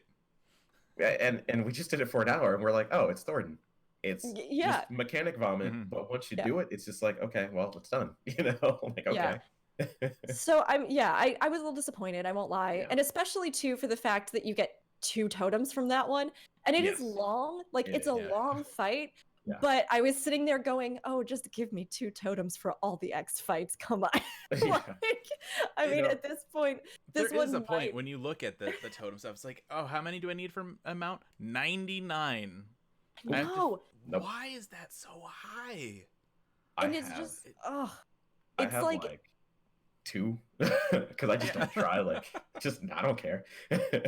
I love the mount and I love mount collecting, but it gets real rough when you just cannot seem to be on the right side of RNG. And I think nothing reinforces almost like a distrust of the system than putting yourself on the line and your hours on the line for RNG and then just not having it pay off. And to then have to wait for 99 totems, I was, farming hard for the doggos, and I just had terrible luck. Heavensward, I had great luck. I got birds out the wazoo, and it was great. But then I got into Stormblood, and it was the first time that I was like, I just don't have the energy for this. Like, I've run it 1,000 times. I'm almost at 99, but I just honestly don't even have the will to do those last 10. You get the drop like 97 runs in, and you're just like, you're like, oh great, cool. I quit. I can't. To give Hades just a little bit of like praise, it is the changing of the phases are kind of interesting. You know, it has the same effects from the end of the story. You know, the phasing in, the flood of darkness, the summoning some friends was kind of cool. Like that part, I was like, who is that? Oh, that's who that is. Interesting. You know, like that's cool. Yeah. You know, him constantly yelling at you about being a sorcerer of Eld and blah, blah, blah, whatever. But I mean, like, I think they could have done something. So you're right. I loved that phase with the other Asians. And oh my gosh, like I can only help but imagine the final phase of Hades X. If there had been a moment or something with like a single line where all the Asians that you've defeated rise up there for the like final phase of the fight, and he says something like, I will not lose anything more. Like that one line, I would have been in tears. It would have been like the emotion Rook would have come out, you know, like, and then you could have had a final phase where maybe they all combine every mechanic they've ever had to unleash on you. And that would have been like, I would have been on the floor. I would have been like, you know. That would have been it. Yeah. Those tidbits are in there though, and it was really cool to see that it's an incredible fight. I mean, just emotionally. But were the lines voiced in that fight? I don't think so. Or was it just text? I had my music his lines are. His lines are. Yeah, that's right. Yeah, I remember hearing it. That was something that really pulled me out of the Nier raid, especially when you're fighting the was it Hobbs? Because there's all these kind of like really funny messages and stuff, but I don't have time to look at that text bubble. I'm trying to mechanics. Oh, man. I can't do that. Like, and especially, and again, it's not like I hate Nier. It's they did voice lines for Evilise. Why the hell can't they do them over here? Like, I don't know. That's weird. a good point, actually. I forgot that the bosses in Evilise were voiced. They were, because I remember some of those lines were really good. Yeah, they were really cool. Yeah, I mean, in an expansion where they keep raising the bar, like that's a huge backstep for me. That is strange. Anyway, Yeah. moving in. It's like, what were we talking about? PvP changes. Have you guys jumped into any PvP at all? Nope. No, I didn't. I Think don't so. like the way the gear looks. figured I'd I don't know if ask. I'm the only You don't person in like the the world. gear? I don't like it. I just don't. Skin tight Metal Gear suit. I know. What I is know. not to I like about actually it? don't like those ones, but I love the aiming and the fending sets. Okay, I'm out. This has been a really good podcast, and I know we have different opinions, but you lost me, and I don't know. I like more of the high fantasy aesthetic than the That's fair. mechanical aesthetic, and I know, that's yeah. just Fair. it just hit me in that way. Like, you know, The fact that I they're- know the, it's the weird. fact that it's named as Allegan gear, I also I appreciate. Yeah, you know, Yeah. that's Late cool. I Allegan. like that. Yeah, I think I'm a little bit. Mhm. I think I'm a little bit biased this time Yeah. around because I'm kind of one of those weird people. Please tell me if either of you are Mhm. like this. I get very into my character. Sure. And yeah. even if Mhm. I'm not like actively RPing, I have a whole thing for the character. I've got my Right, head exactly. canon, I've got the aesthetic, Mhm. and I Mhm. feel a little bit lucky that right now I have a Viera that definitely in my mind is much more aligned with some of those technological kind of looks. Yeah. Whereas in past years, like the very first character I ever had was very much that high fantasy. So I Yeah, hated every single outfit like that because I put them on my Exactly. character and I was like, this looks terrible. And then I got into the whole like, Domin aesthetic, and I got Right. really big into that with my next character. And now I feel like I'm kind of living the technology age. But we Right, have yeah. had a lot of that aesthetic, which is a good observation. I mean, even the Yes. Ronkin gear has that kind of Mhm. technology sort of element to it, a little bit of Yeah. the Disney Atlantis vibes, if you will. And we've gotten this, Metal Gear set, and we've gotten the Mhm. Nier stuff, which is beautiful, but also does kind of have that more See, I was modernistic. Modern gonna say aesthetic, that yeah. the set. I mean, Mhm. because I mean, like with Machinist, like Machinist is like the techie job, right? Like you have a Right. robot, and Mhm. Yeah. the gear actually it makes me think a little bit of like PSO. Sure. Yeah. I could see that. Yeah, I and really so could I mean, see it, I yeah. did a little bit of PvP grinding. I got almost the whole set for it. I Right. mean, like pants are negligible in almost any glamour set. The Are head you- is kind of crazy. That I just that phrase just I like it. Pants are negligible. Sorry, Nicholas. Maybe You we don't have a need title. pants. Any set with either like a robe or like a Yeah. high boots, Mhm. pants are negligible. Like Yeah. you see a little bit of them if you can dye it black to be dark. Yeah. Whatever. Who cares what they look like? Yeah. Look, But I Yeah. I love And I know, me. it's just me. I love me pants and dress aesthetic. It wasn't Yeah. until I got a Viera that I was like, I'm living for anything that shows off my legs. They are like trees. Sure, I am a sure, forest of yeah. beauty. I mean, I don't RP. I have before, but like when I'm playing Summoner, my character wears glasses because he can't read without glasses. But when he plays anything else, he's not he wearing puts glasses. his contact lenses in and it's yeah, fine. Well, it's fine. I can see. I just can't read. Okay, there you go. Like it's weird. I know it's weird, but yeah, that's fine. probably part of the reason why I don't like this set. But like all the- of that to say, Yes. has anybody have any of us done the new PvP mode? The new It's not, well, it's not out. It's not out yet. Oh yeah. okay. I didn't even know. That shows you how much I've That was my gone in. thing, right? Like after I looked at the gear, I'm like, okay, I need to get this gear, and then I'm like, you know what? I'll earn the wolf marks in the new. Oh, right, it's not out. Yeah. Ah, right. I forgot that was delayed. I with did it. like Yeah. the small changes they made to Shatter and Secure though, where Mhm. before like mob spawn or before the tomelets pop, it'll like highlight on the map. Right. Yeah. It's Yeah. it's a little thing, right? But it was really nice. That is nice. So yeah, there you go. Yeah. Disciples of Land changes. I like them. It's again right. 5.5.x is they're just cutting out the BS. So I log into I switch over to Miner for the first time, and all these weird like elemental actions that I don't even know what they were for. They're gone. Great. The weirdest thing though for me is they got rid of stealth, or the different tiers of stealth. Mhm. And now they just have sneak.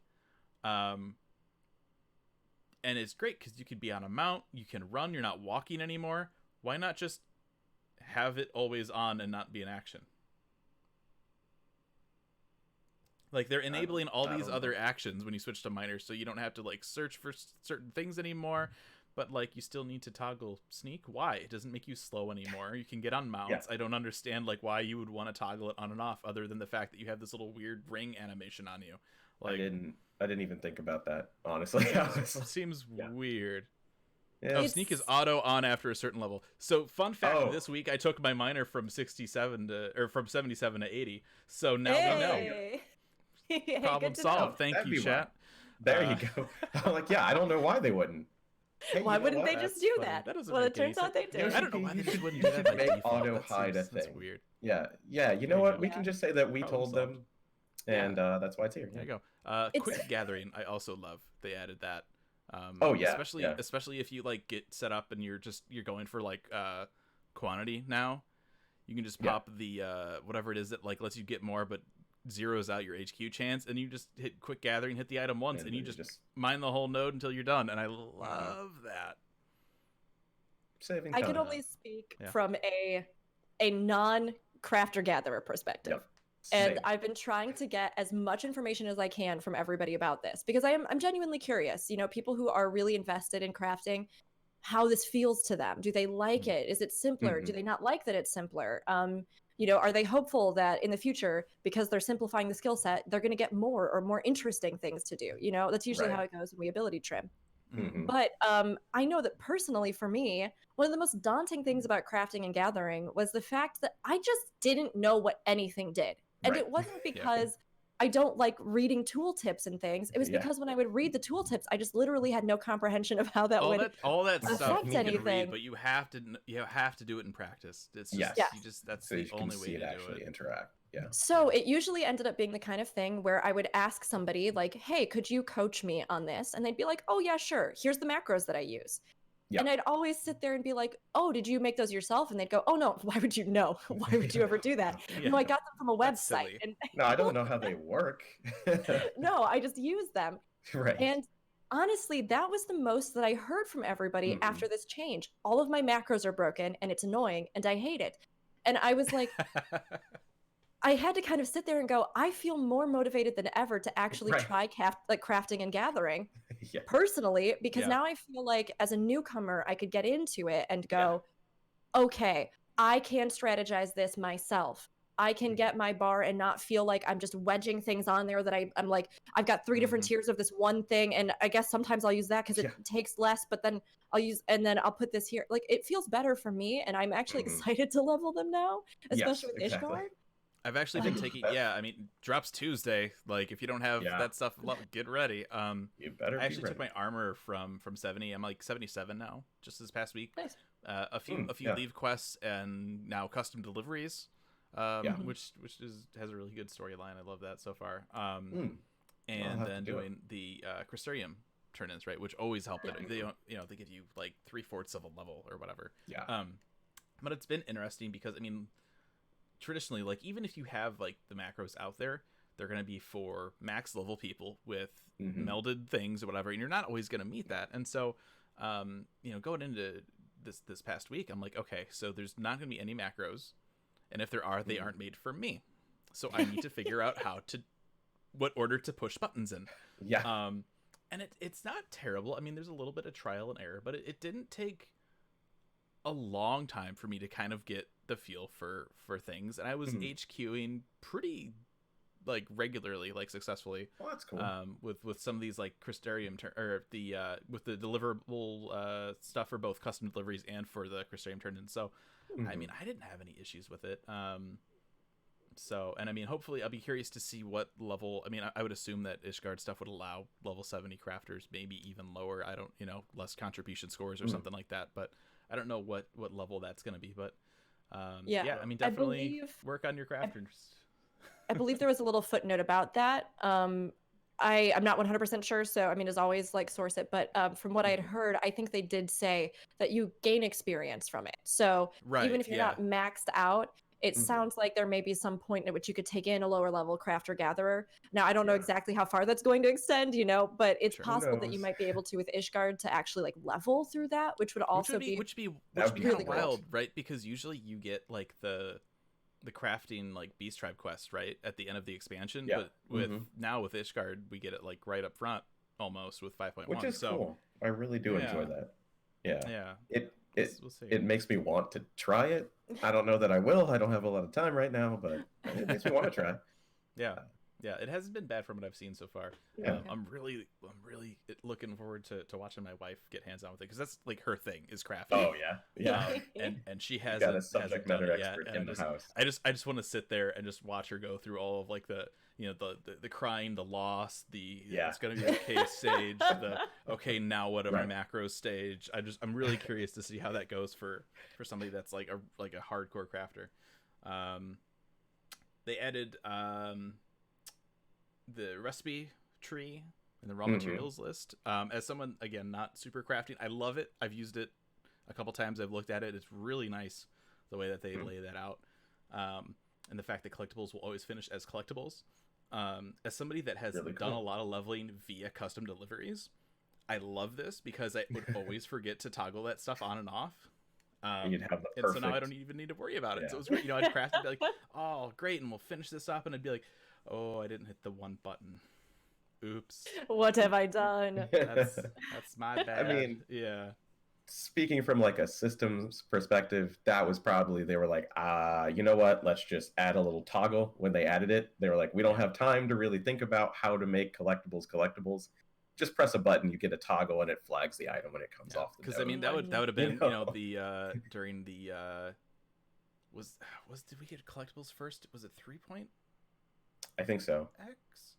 Wait, I don't remember. Yeah. Because that's when they added scripts. Remember, Yes. there's this whole they had this whole revolution of like gathering and crafting. We're gonna have scripts. You get your own version of tomestones now. It's gonna be great. Yeah, Yep. that was probably with that then. Yeah, I think so. Yeah, I love it. So far so good. Mhm. I'm really excited for Ishgard housing. Or Yeah, well, same. Yes, eventually yes, housing, yes. but restoration, reconstruction. Yes. I'm Yeah. super excited. I can't wait.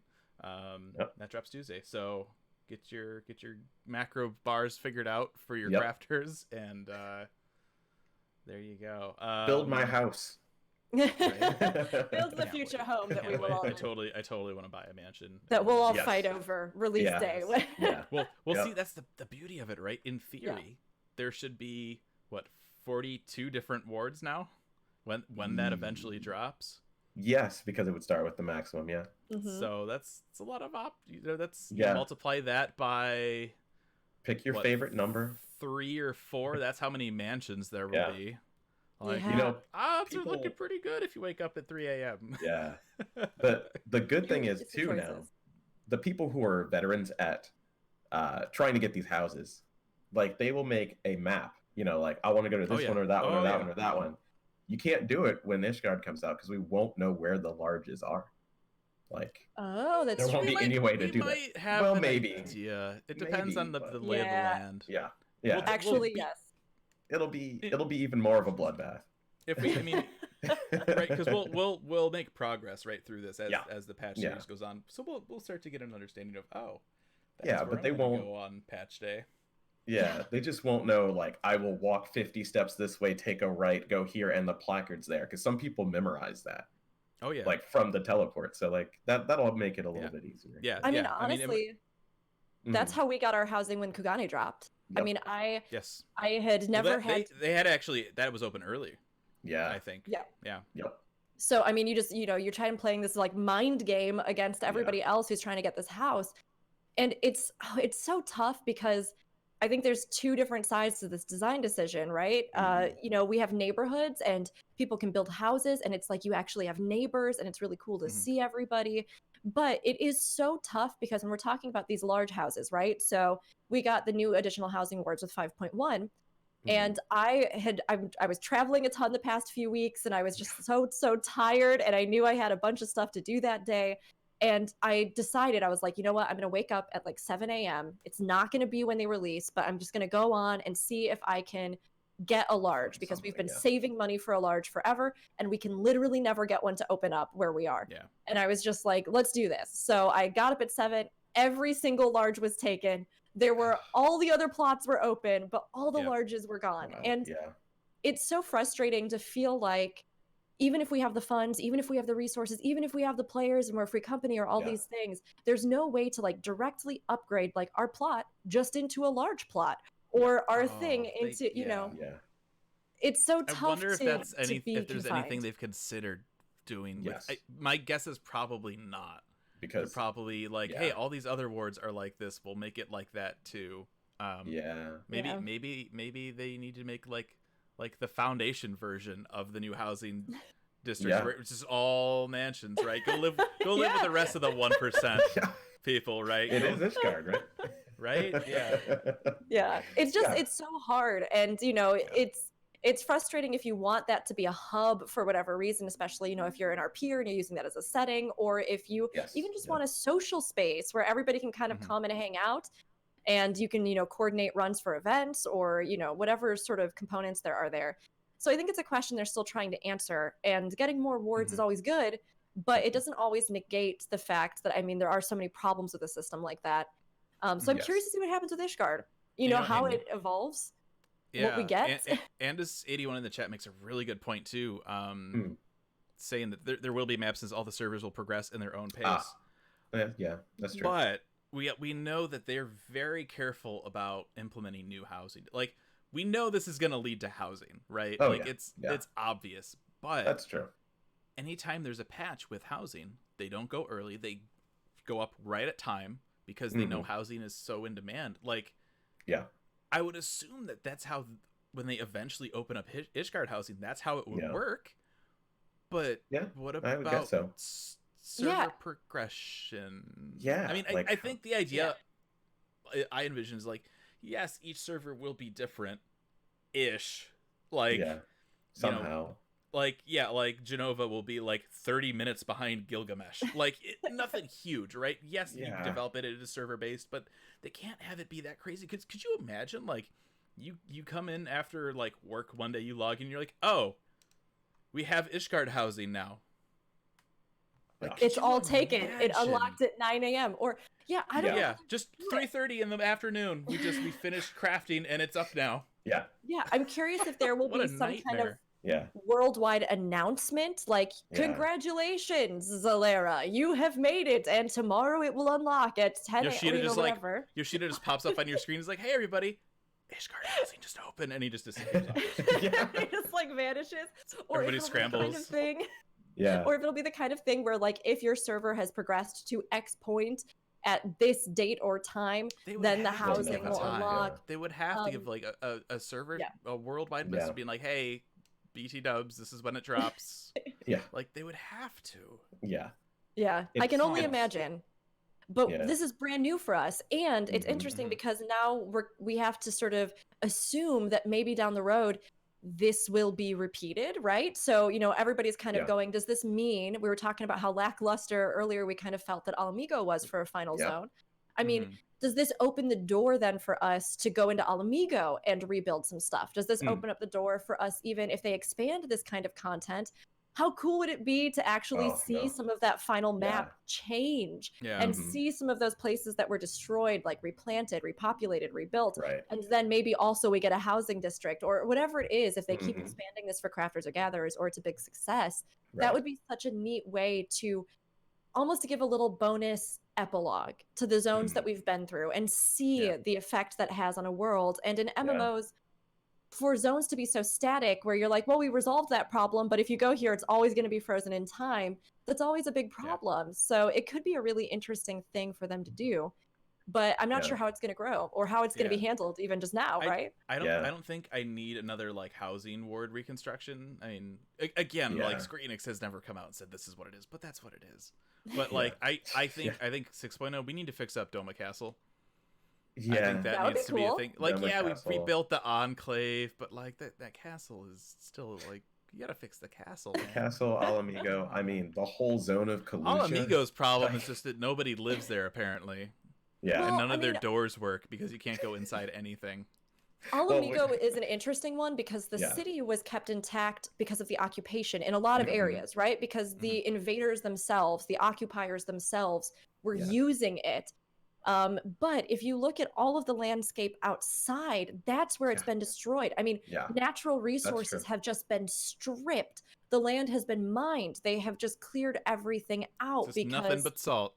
All of Alamigo. Anything.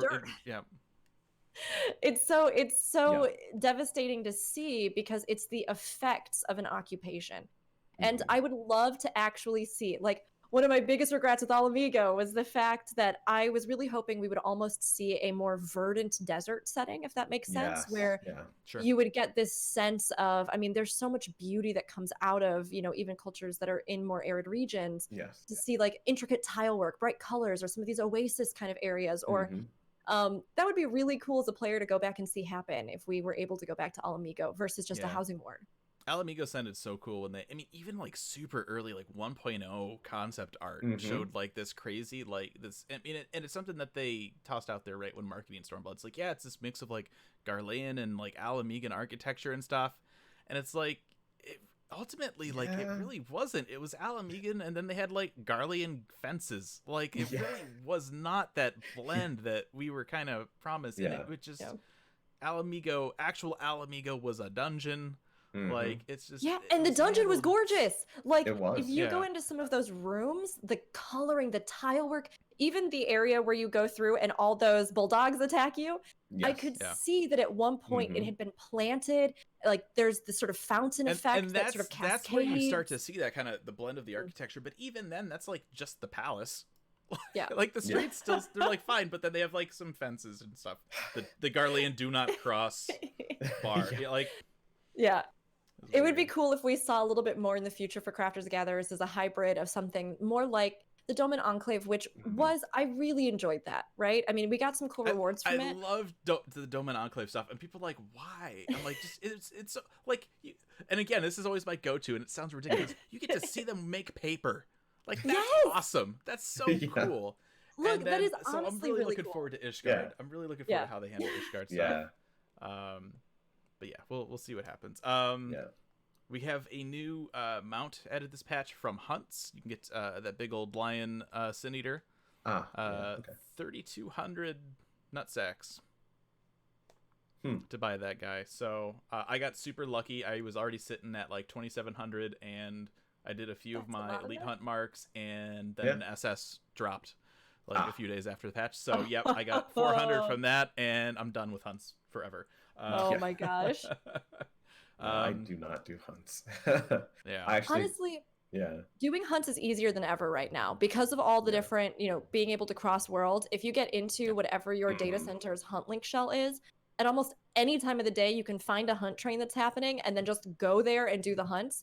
And I mean, it's a great way to cap tomestones if you're trying to get tomestones, if you want the new mount, if you want new rewards. It's honestly just super easy and convenient to do. It's so handy. I mean, it's really great. I mean, if you grind it a lot, I mean, you can get your twine and your carbon coat stuff, or not carbon, but your upgrade items. Yeah, too. But that's true. Aether, I know, has got a Discord for everything. So you can see it's like not on your server. That's fine. Jump world, join their train. Like, it's crazy. It's crazy. It was even crazier when we still had area instances. That was nuts when, okay, we'll hit up Ilmake 1, 2, and 3, get all of those, then move on to the next. It was insane. Yeah. My static that's why usually I was sitting does. on so many before this week. My static usually does a lot of that stuff. I don't usually join in, but like just it's hearing the mad scramble thing. Yeah. Like when it was a big thing for gear upgrades in like Heavensward, when that first started, that was like the huge thing. And then after that, I was just kind of like, I mean, I'm really glad they're adding more rewards for it because it is honestly, it's a fun kind of content, and it's one of the few truly open world things that we have, right? One thing that I'm always looking forward to as we keep moving forward in 14 is the ways that they make these gorgeous environments that they've created more interactive for players. And if you've kind of found yourself wanting to sort of explore the landscapes or, things there, hunts are an amazing opportunity for that. Even if you just start going around ARR zones by yourself, like looking at the timers on Arialas, trying to see what's there, because and now you get the little pop-up too, like if you have the hunt mark and it's like, hey, like you're close to it, you almost got it, and instead of like flying all over like 3 times in a zone trying to find, I forgot to check the one tunnel in the locks where this thing can spawn. It's fun to go and immerse yourself in it and to try it, and I mean, it's nice to see that they're giving more rewards for it, and that they've also just added some new stuff like the SS rank hunts, which I still haven't seen one, and I'm just waiting. I'm just so excited. I never catch them. But it's a cool idea. And I think that pairing something like that with, the idea of like open world dungeons a la Baldessian Arsenal, or like events that you can try to do to trigger some kind of unique dungeon on a map, like that would be so cool. They also added, I loved this little quality of life adjustment. You can now filter certain job gear at vendors and on the glamour dresser when you're making your plates. So if you're like, all right, I just want stuff for like Dragoon, you can just, and it'll show you everything just for Dragoon. You won't end up like dropping a piece over onto your glamour plate and you're like, oh, I can't actually wear that on this job. It's so nice. It's so nice. It's that is cool. Yeah. It's the little things.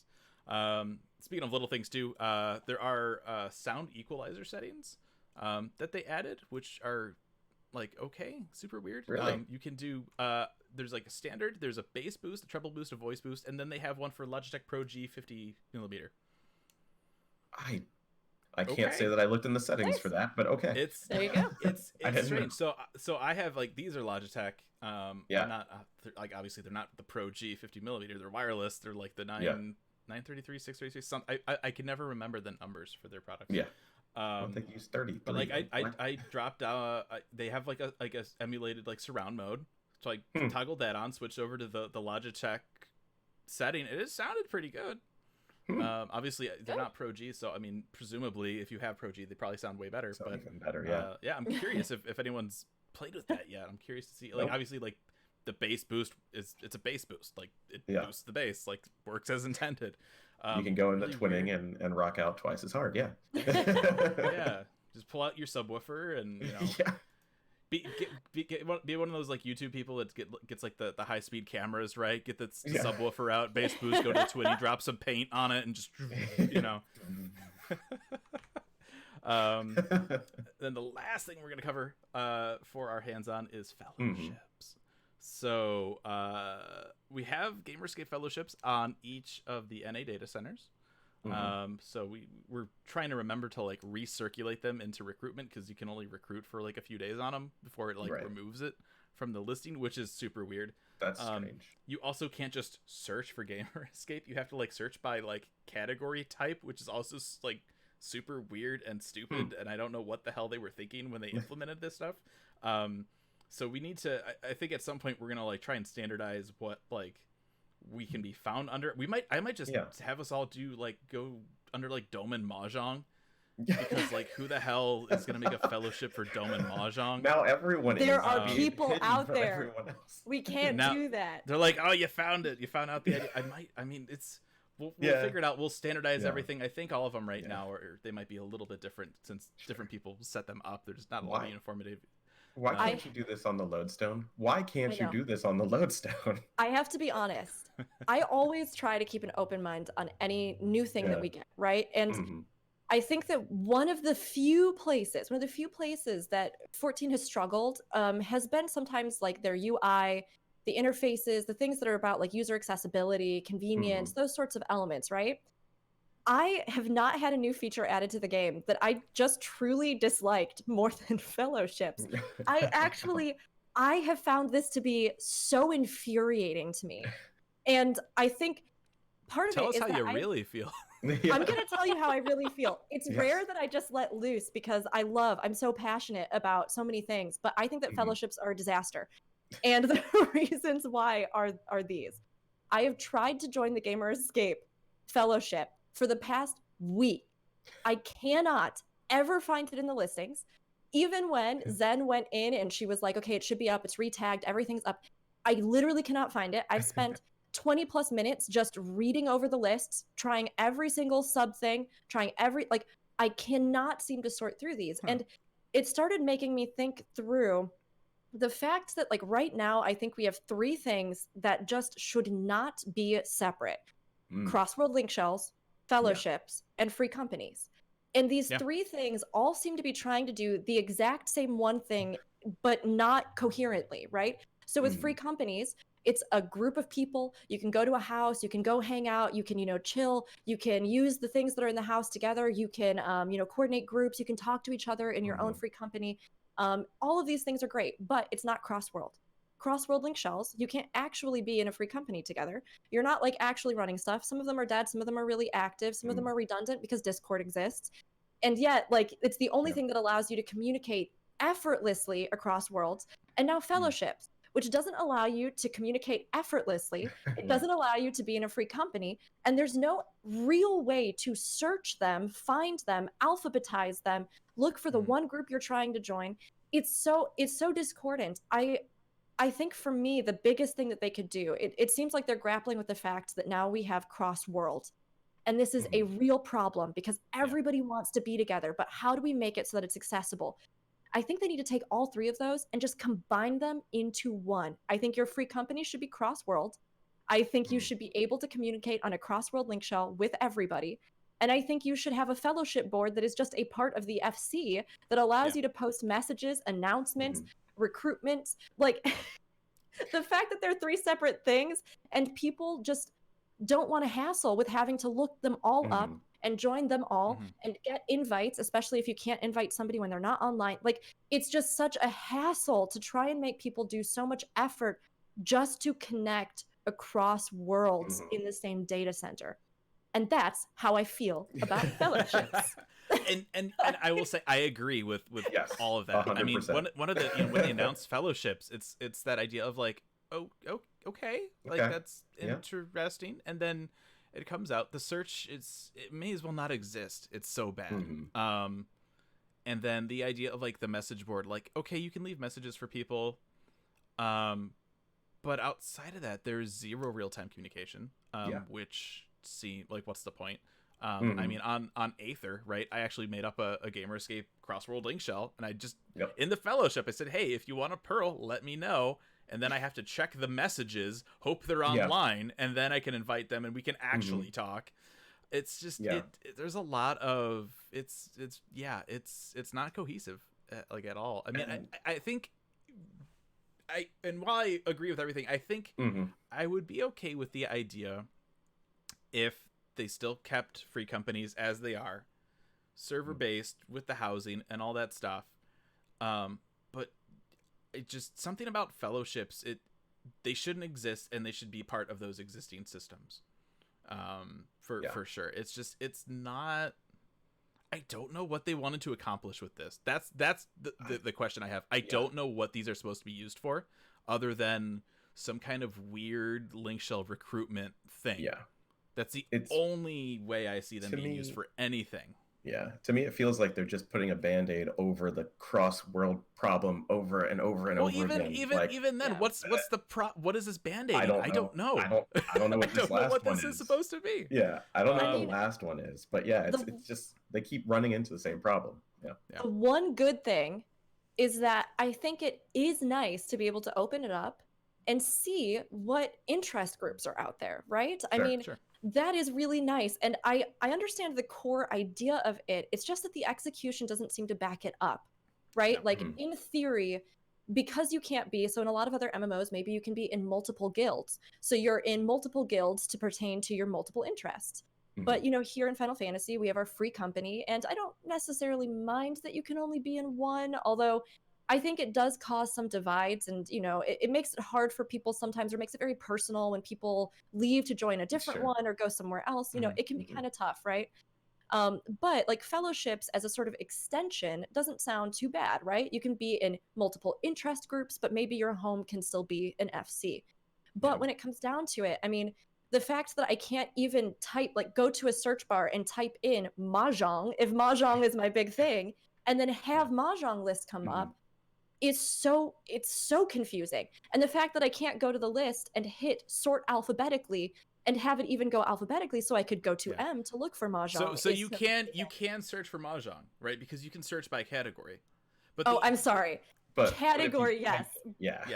Like, so if Mahjong is a category, I can search for that. But let's say, for example, I'm looking for Horsefant RP, and I type in Horsefant. I love him. Friday nights at 9 o'clock, we're all just gonna New Game Plus. We're just gonna go over to Korthos. We're just gonna drink some cocoa and we'll take some pictures. It'll be great. Cosplay contest starts at 10. Maybe I want to kick back with an attractive elf, and I'm just, I want some hot cocoa with him. Right. Nobody in mind in particular. Somebody who, says that my smile is beautiful and suits a hero. Yeah. Like, in theory, if I want to go do that, I can't search it. So I'm at the mercy of whatever topics they have listed. But even with that, I mean, it's so hard to narrow down. And like you were saying, there's no real-time communication. So it's not like I can even start a discourse with people who share those interests with me. It's mostly just that I guess I can see some messages from people that say they like it too, or that they're coordinating events, you know, and that's okay, but it's still not solving the problem You of can't like, coordinate anything through a fellow. Like I mean, you can, but then like you got to invite. Like here's what they need to do. They need to get rid of fellowships first and foremost. They're not by themselves the way they are now. They are useless. All right, because anybody that's going to be using for anything, they're okay. We might do a poll. Integrate polls into Free Company. Okay, they have a message board. Integrate that into Free Company. Well, they have interest groups. Toss those onto link shells and have an open thing where you can join a link shell if people make it open and available for recruitment. Done. Yes. Get rid of fellowships. Yeah. Implement it into the stuff that people are actually using and that actually work for connecting to other people. Like I don't know what fellowships are. Like I wanted to give it a chance, right? When they announced, I'm like, okay, what is this? It's worthless. It's worth it with what it is right now. It's terrible, and I need to get rid of it and implement it in the link shells and Free Company. Yeah. It's No, like it's just an incomplete facet that should have just been on other things that already exist. And I hope they just repurpose it and actually use it in that way as an extension. And I see here live on Twitch chat, we have the suggestion of them even going further, right? So fellowships, link shells, FC, having out-of-game integration with the Lodestone, the mobile app. Yes, I think that would be perfect. I agree with that, with the exception of the mobile app, because the mobile app also sucks. Look, it was going to be this big thing. It was going to be the savior of all mobile apps, and it's terrible. I forgot I had it. I think that is a way that you could honestly give the mobile app more functionality, because the idea of the mobile app is good. You know, you want to be able to access things, check things out, see what's happening, connect with people. And if we're looking at the mobile app as an extension of the game itself or the audience, right? As far as like from a business standpoint, you want people to be reminded that they love your game, that they are connected to a feeling of community in your game, and that they can interact with your game even if they can't physically log into it. So in theory, it's not a bad idea, but it needs more functionality. And this seems like such a perfect way to do it, right? Like if on your mobile app, you can pull up your fellowship, which is a board that's just an extension of your link shell or your Free Company. And you can see, oh, hey, who's going to be around tonight? Oh, cool. They're doing a run at this. Oh, that's awesome. Yeah. I'm going to log in tonight so that I can see and, you know, maybe go work on getting that sweet skin tight suit that Aldianaux loves from the PvP so much. And like, you know, like you can go through it and be connected wherever you are. But they just haven't unified all these functions, taken advantage of the cross world, and then extended them out in a way that physically makes a difference in people's lives to use them. You know, like, we've got. I mean, that's so part of the much. issue, I mean, we've got I so can much remember lately. Oh, you got when they introduced like they had like the Free Company parts of the Lodestone where you have like your own little forum and all this stuff. But the issue was, I mean, back when they introduced this, like what 7-8 years ago now with 1.0. Yeah. Right. I think they were part of 1.0. Yeah, I think so. By then, I mean, again, you know, 2011, 12, whatever. Free companies had their own website. They had their own forum. I mean, you know, Guildworks, all that kind of stuff. Like they didn't use it. And it's that lack of integration with the actual game itself. Redo the way that free companies work. Have a message board. Have an in-game schedule. Have in-game polling stuff. Take it out of fellowships. Get rid of fellowships.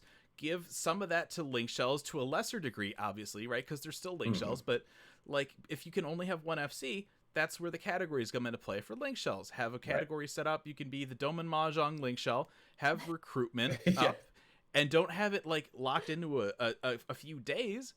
If you're looking for X amount of people, if you're looking to fill that link shell up, it should never disappear from that recruitment page unless it's full. It's stupid because it's like, you know, like we were saying, couldn't find the Gamerscape shell. Oh, recruitment ended. Okay. All right. Back up. Still can't That's find news it. to me. Like search by category, search by name, search by number of players. Like just ball was dropped. Like they went up to like the top of like the sky tree in Tokyo, and they just dropped the ball from up there. That's how like a mess this is. Honestly, I never thought that fellowships would be the thing that got me to just sit here at my desk like, what is happening? Like it was so frustrating to me. And like everything said, I mean, we'll probably touch on this as we, you know, sort of summarize everything. I thought that 5.1 has been amazing. I mean, we got so much content.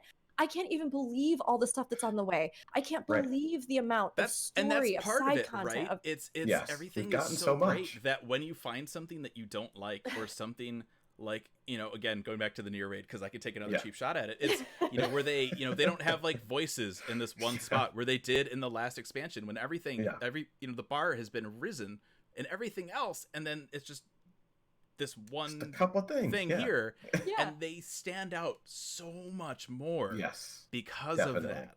Yes. It's like, voices in a raid, not a huge deal. They had only done it in that one raid anyway, but they did it in that one raid. That was the last one, and they didn't meet that, right? So it's just with an expansion that did such a great job of cutting out all the stupid little BS things that were just quality of life obstructions. Then they come out and they're like, fellowships, and it's like, cool, what is this for? It's a message board. Okay. And you can run polls, all right, and you can set like 5 messages at once. But why? What did you want people to do with it? That's my question. That's what, if Yoshida was here right now, I'd be like, what did you think fellowships would do? What was the reason that you developed this? What did you want people to do with it? And I think realistically, it's a band-aid for something like it's a thing that should have been included with other stuff. Free companies need to be revolutionized completely. Because they've been talking about free company alliances for, I don't know, when did 1.0 come out again? Like, that's been a thing forever. Forever. And I mean, it's a huge question mark. It's tough because, I mean, we can see, and as players, I mean, we love the game. So, right? So discussion, ongoing commentary, ongoing critique about these systems, it's good. And I think we need to provide that feedback as long as it's done constructively. And this is a big problem. I think that 14 excels in so many places that other games don't. Its narrative is unparalleled. The care, the dedication, the detail work, and all the characters and the world and the setting, it's unbelievable.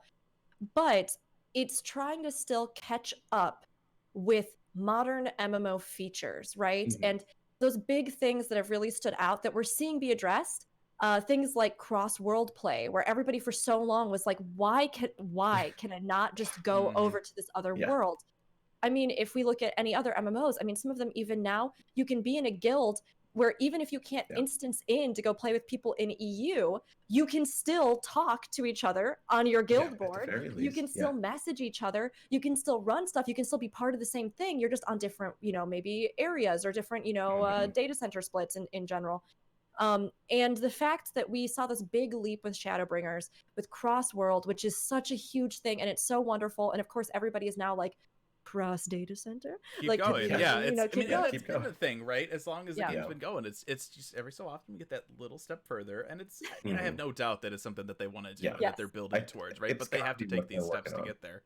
They need to overhaul it though, because our socialization systems have not caught up with the new capabilities for socialization that we have, and with the number of players that we've gotten now too.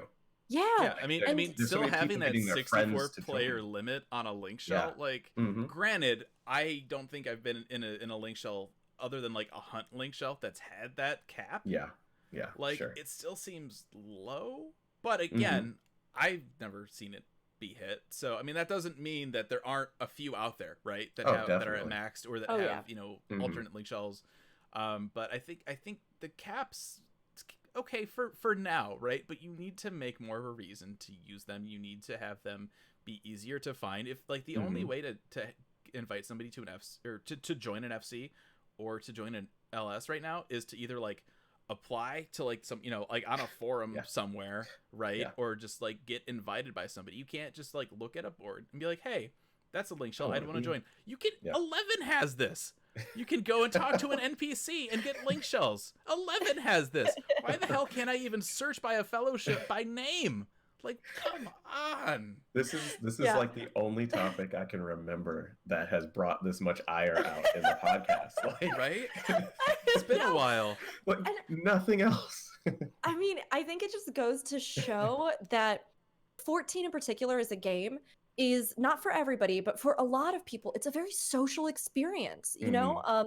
I have met so many incredible people in this game, I have had some incredible memories. I have so many friendships that are just so big from this game.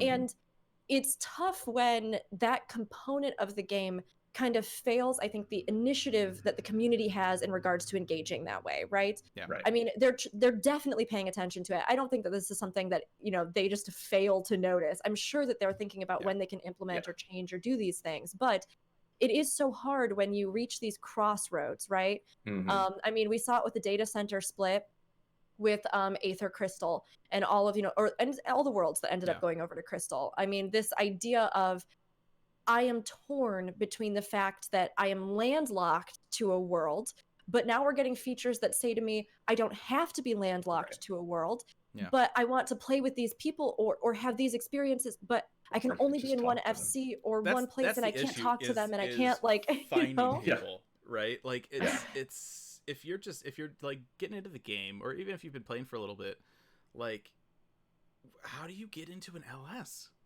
Like just how? Like there's no way to like easily find when you're just shouting in Old Da or something at level 5. Does anybody have a link shell? I'd like to talk to people in my MMO.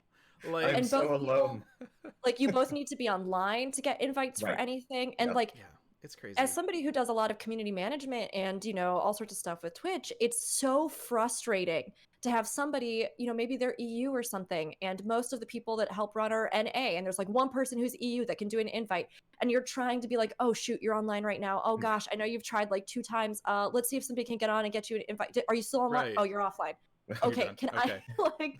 Yeah, it's discouraging for people too, because they feel as if they can't easily connect with and engage with the groups that they want to, and I think it dissuades people and makes people feel like, oh, this is really a pain. I don't want to do this. I don't think we've been this cumulatively worked up since like male Viera weren't a thing.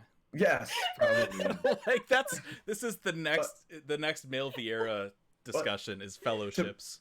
To bring it back to like the typical candor is like, it's got to be the next big change, like they did the split, they did it's got to be the next structural change. It has to be like free companies have to be. I'll tell you guys what, right now I don't know when our next interview is going to be with Yoshida, but I will make it a point to ask nicely what is up with fellowships and why do they suck? I really want to be there. I really want to be there. I don't know when our next maybe he hasn't been to PAX East in a long time, actually. I would try and make it there for that. E3 at the latest. Oh my god. Oh, that's definitely It's definitely and I hope I remember it, because I always say like, oh, I'm gonna ask him, and then the question comes up 5 months later and I forget all about it, right? Yeah. But yeah, it's just right now, it's just I don't know what fellowships are supposed to be. And I think part of that problem is I don't know if Square Enix knows what they're supposed to be. I mean, I think it's exactly what we've said a couple times, what you both hit on. I think it's exactly that. The fact that they seem to be trying to address it, but this was kind of like a Band-Aid stepping stone to addressing it. And I'm hoping that they continue to develop it and listen and like I said, maybe bundle these things together in a new way or a new restructuring for FCs that makes sense. I am curious, like, with fellowships, I'm curious how much of that is them wanting to add these features into FCs and LSs, but for whatever reason they can't at this moment. Yeah. If it's a budget thing, if it's the way that they're coded, or because they're kind of like grandfathered into the game, right? At this point, So they got to scroll all the way back down to that code from and that's why I said it has to be the next like huge structural, not even like cross data center. Like we need. I think it's an important part, because I mean I moved to Gilgamesh a little bit before 5.0 dropped, before the big server, the Crystal thing happened, right? And like I only moved over because I knew a few friends. And like I've gotten into a free company, and I still don't think I that Gamer Escape link shell that I made, that's my first link shell on Gilgamesh. Because I haven't joined a hunt. There's no way to look for ones that may have similar interests. Right. It's they really need to give like this like social like enema to the game. For lack of a better term. I was about to say, for lack of a better term. They really need to just Well, now I can't think of a better term. Oh, so, boy. Yeah, just social interaction, just right up there. And I think on that note, It's a good note. Ending it on an enema, like we all just love to do. yeah, that's the best way to end it. Oh boy, I can't get over the things we've said Sinitra's recently. missing out this week. Oh my gosh. It's good. I could just But envision her just kind of like giving me like this look, like, okay. I'm glad No. you finished that sentence. I mean, overall, I think 5.1 did really impress me Yes. with the amount that they've released Certainly. and the dedication that they have to the patch cycle. I mean, Yeah. 14 is so Yes. reliable, but they do, I think, always try to dabble with new things or adding that little bit extra. And I've seen them do that more and more. And I mean, I'm just so excited for what's coming down the Yes. road. I mean, I'm so excited to see what the opportunities are and the possibilities for not only the story, but all of the different things that we're getting and the ways that they're reimagining content. And hopefully when they, revamp all the FCs, then that'll be great too. And, I think it's really promising, even if there are a few things where, I was like, okay, Hades X could have been a little stronger. And, Mhm. fellowships, I don't understand. It still Yeah, really offered a lot of cool new content that got me really, really excited for the game Exactly. again and Yeah. kept that going. Yeah, Well said. I 100% agree with that.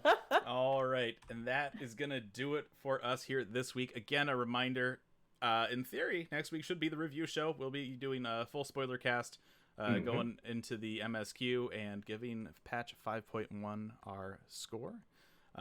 Hopefully Ethis will be joining us for that as our guest reviewer. We should have Zen back for that as well. Yep. If any of that changes, we'll let you know. We'll keep you updated on the Twitter, which you can follow. All that information is down below. Twitter, Gamerscape, and Aetheryte Radio. You can email us at aetheryteradio@gamerscape.com if you want to give us any feedback.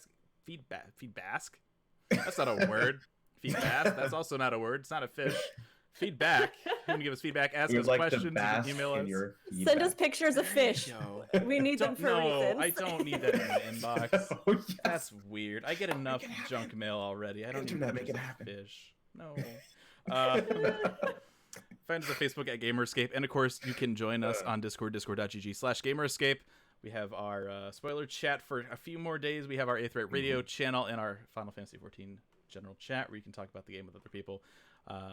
And that'll do it for us this week. Thank you, chat, for tuning in, and we'll see you guys here next week. Goodbye. Bye.